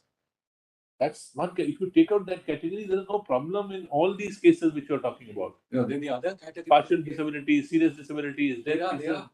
That's where we had to step in 2010 and give them. Chart, your chart itself shows, the first chart you gave itself shows the position. In my notes. No, that Tony is the right position. In spite, after even including the enhanced compensation, the figures would be within the limit. Yeah. Figures would be within the limits. The difficulty has risen because of the expansion in the category of minor injuries. That's the reason. I've done my. It would have been less. I mean, it doesn't require too much of mathematics to it. No. The fact is, if you take down the first note, first note you gave, the last column, additional requirement required to be paid. Some are less, some are more. Correct. If you take out this 955 crores, then 675 less, you are well within the reach. There is extra money available. It's only on expansion, or therefore we kept on saying it's an expansion of the claims of minor injuries that all this is occurred. I have not read the entire note because there are subsequent. I'm saying the portion you are citing will not apply. No, Because the portion you are citing applies to in the unforeseen eventuality of a very large number of serious cases being detected. That's not what has happened. No, if you also look at the subsequent pages of this note, which explain the reasons why the claim 1, claim 2, and claim 3 in the curative petition are sought to be explained in the subsequent pages of the note. Yes. Page even in yesterday's note and today's note, there is a discrepancy. Yesterday's note, you say that actual number of cases of temporary disability were 35,455. And the note which you are reading on page 7, clause B at the bottom is 3434. Today's note, page 7, paragraph 13B. Actual figure of temporary disability is 34,343. And yesterday's note contains the same figure as 35,455. 1,000 more. You don't know what is the correct figure. In the note which had Today's note, that's right. That's page. This what I have done is at page 5 of this note. These are updated up to 2022.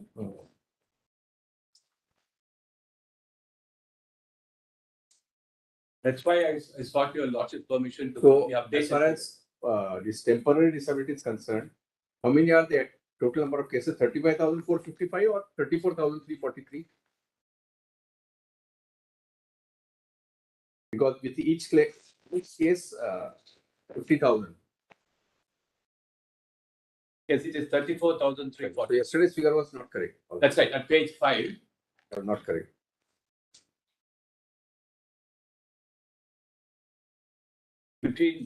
Even between 2010 and 2022, this difference is there. And that's why I put the updated figure. There in some cases, the number has gone down, in some cases gone up. So that's why these updated figures, I think, are important for the purpose of taking a bird's eye view of current situation.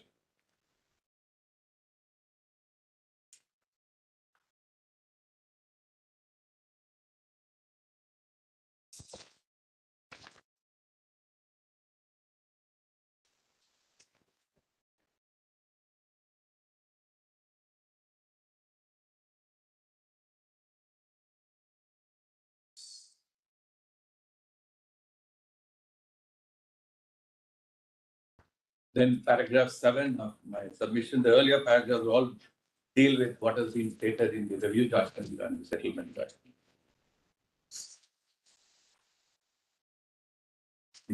If all the essential facts relating to the number of deaths and the nature of medical afflictions have been present before the honorable court, it can be said with certainty that the quantum of settlement would not have been what it was, even though it could be said to be hypothetical. But due to fundamental errors in the determination of even the ad hoc settlement upon principles of expeditious resolution, or the agonizing claims of the Bhopal victims stated the tortfeasor retained an unquantified sum of money to be to the detriment and loss of the gas afflicted population.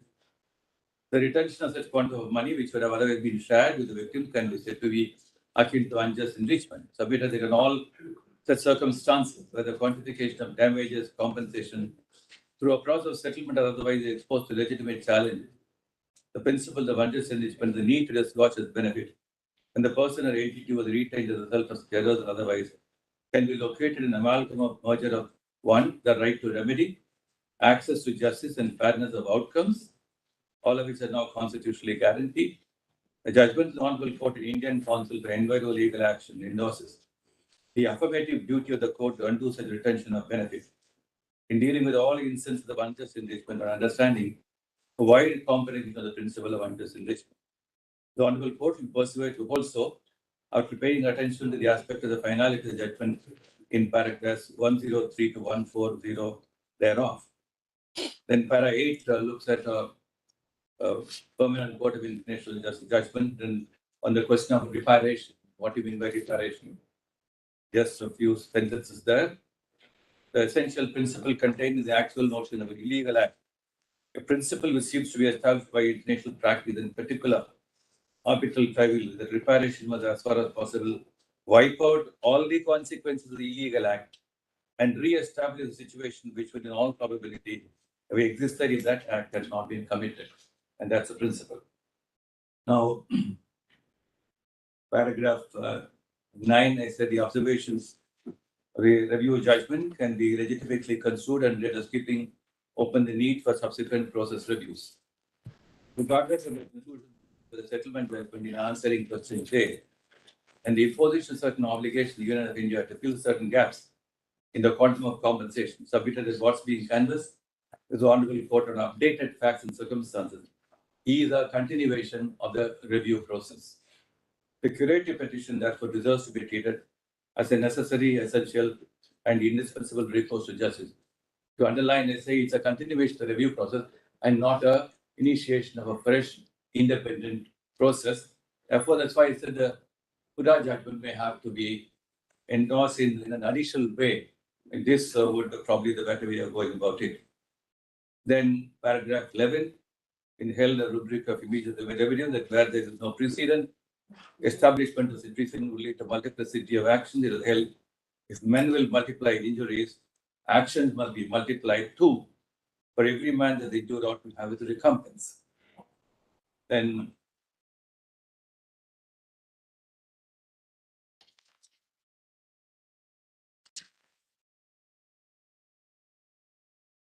page 10, there are two other dimensions I thought you will also look at it.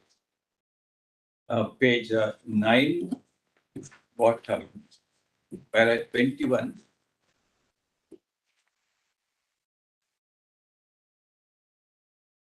MIC gas leak, even with an act of negligence and breach of the obligation of the duty of care and the duty not to act negligently. Having breached the duty of care and be responsible for the MIC gas leak as an act of negligence, the CIL was under further obligation to do all things and take measures to rectify the consequences and impact of his act of negligence. The settlement entered into between UCC as a parent company, so and so, the reason of the majority shareholding and other factors related to the commissioning of the plan, operation control, and Union of India cannot be construed as effective and final the quantum of compensation. The bargain of settlement for an inadequate quantum is seen as an attempt to bring to a close prematurely all liabilities relating to compensation.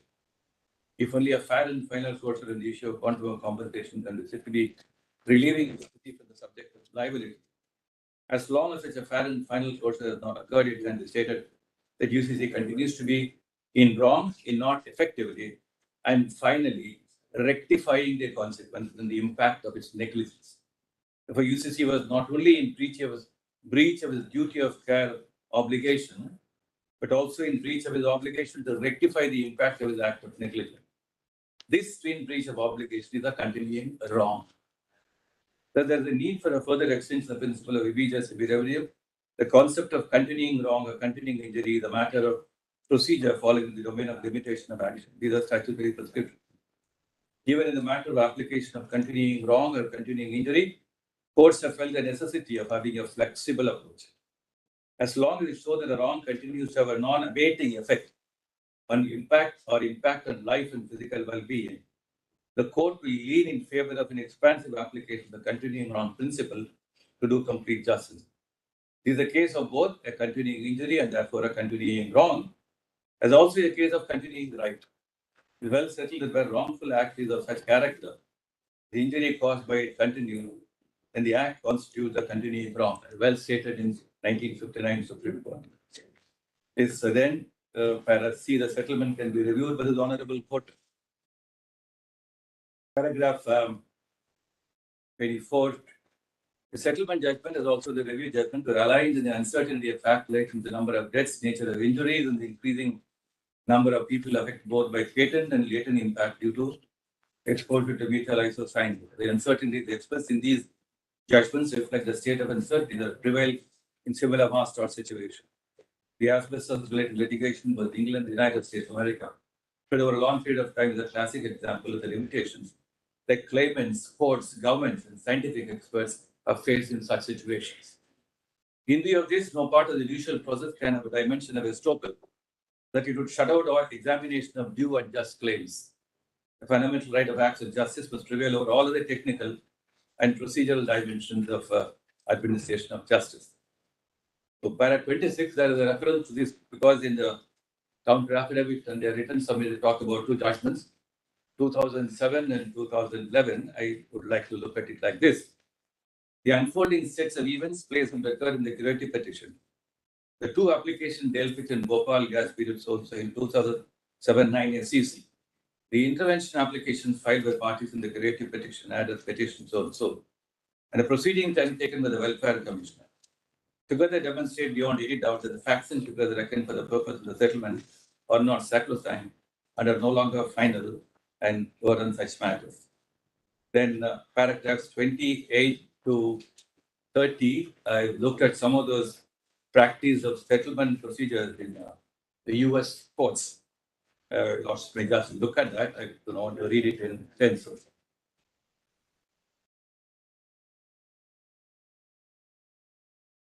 Then, and heading D, I try to look at how UCC will bear continuing liability.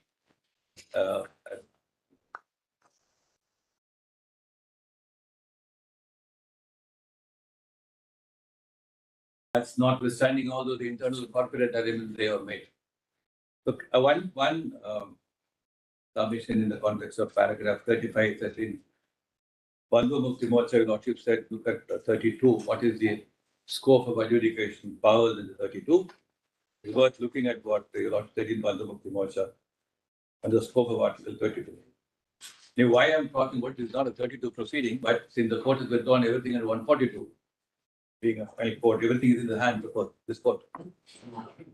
So, paragraph E, so I thought I'd bring to the international position on liabilities.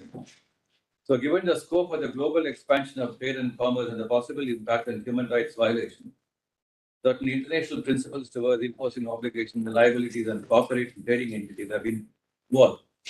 The UN guiding principles on business and human rights set out the following principles relevant on reliance can be paid. I quote, these guiding principles are grounded in recognition. One, states' existing obligation to respect, to protect, and fulfill human rights and fundamental freedom. The role of business enterprises and specialized organs of society performing specialized functions required to comply with all applicable laws and respect human rights. The need for rights and obligations to be matched to appropriate and effective remedies and treatment.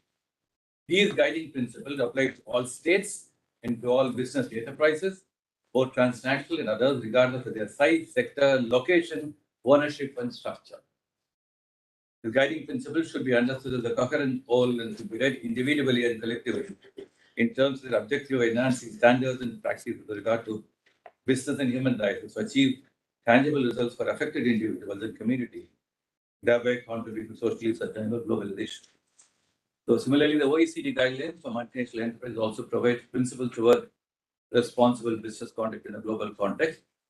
Then paragraph 1, they respect human rights, to avoid infringing on the human rights of others, and address adverse human rights impact involved within the context of their own activities, avoid causing contributing to adverse human rights impact and adverse such impacts. Then seek ways to prevent and mitigate adverse human rights impacts that are directly linked to their business operation, products or services by business relationship, or even they do not contribute to those impacts. So I just placed them on record only to say that at the international level, we have these issues, international commerce and trade and impact on human rights, has received attention. I remember when, in the context of a termination for health treatment, the local hospital in England, Cambridge State Authority, Reliance was placed in Article 10 of the European Convention. And the submission was that, of course, it could not apply directly. That's before the 1998 Human Rights Act. I remember it was a judgment by Ross J. said these are persuasive principles of public policy and so internationally recognized. For the persuasive principles of public policy, which your Lordship noticed in Vishaka and a large number of judgments later. So, business enterprise obligation, states' right obligation to protect human rights violations and to seek that there is an effective remedy and their redress. Your Lordship also make a note in volume 1 of my compilation. There are two. Okay. Please give it. I made other set of compilations on. Now, which is this another? I'm not going to read that. I want to. No, of course that. But what is the compilation?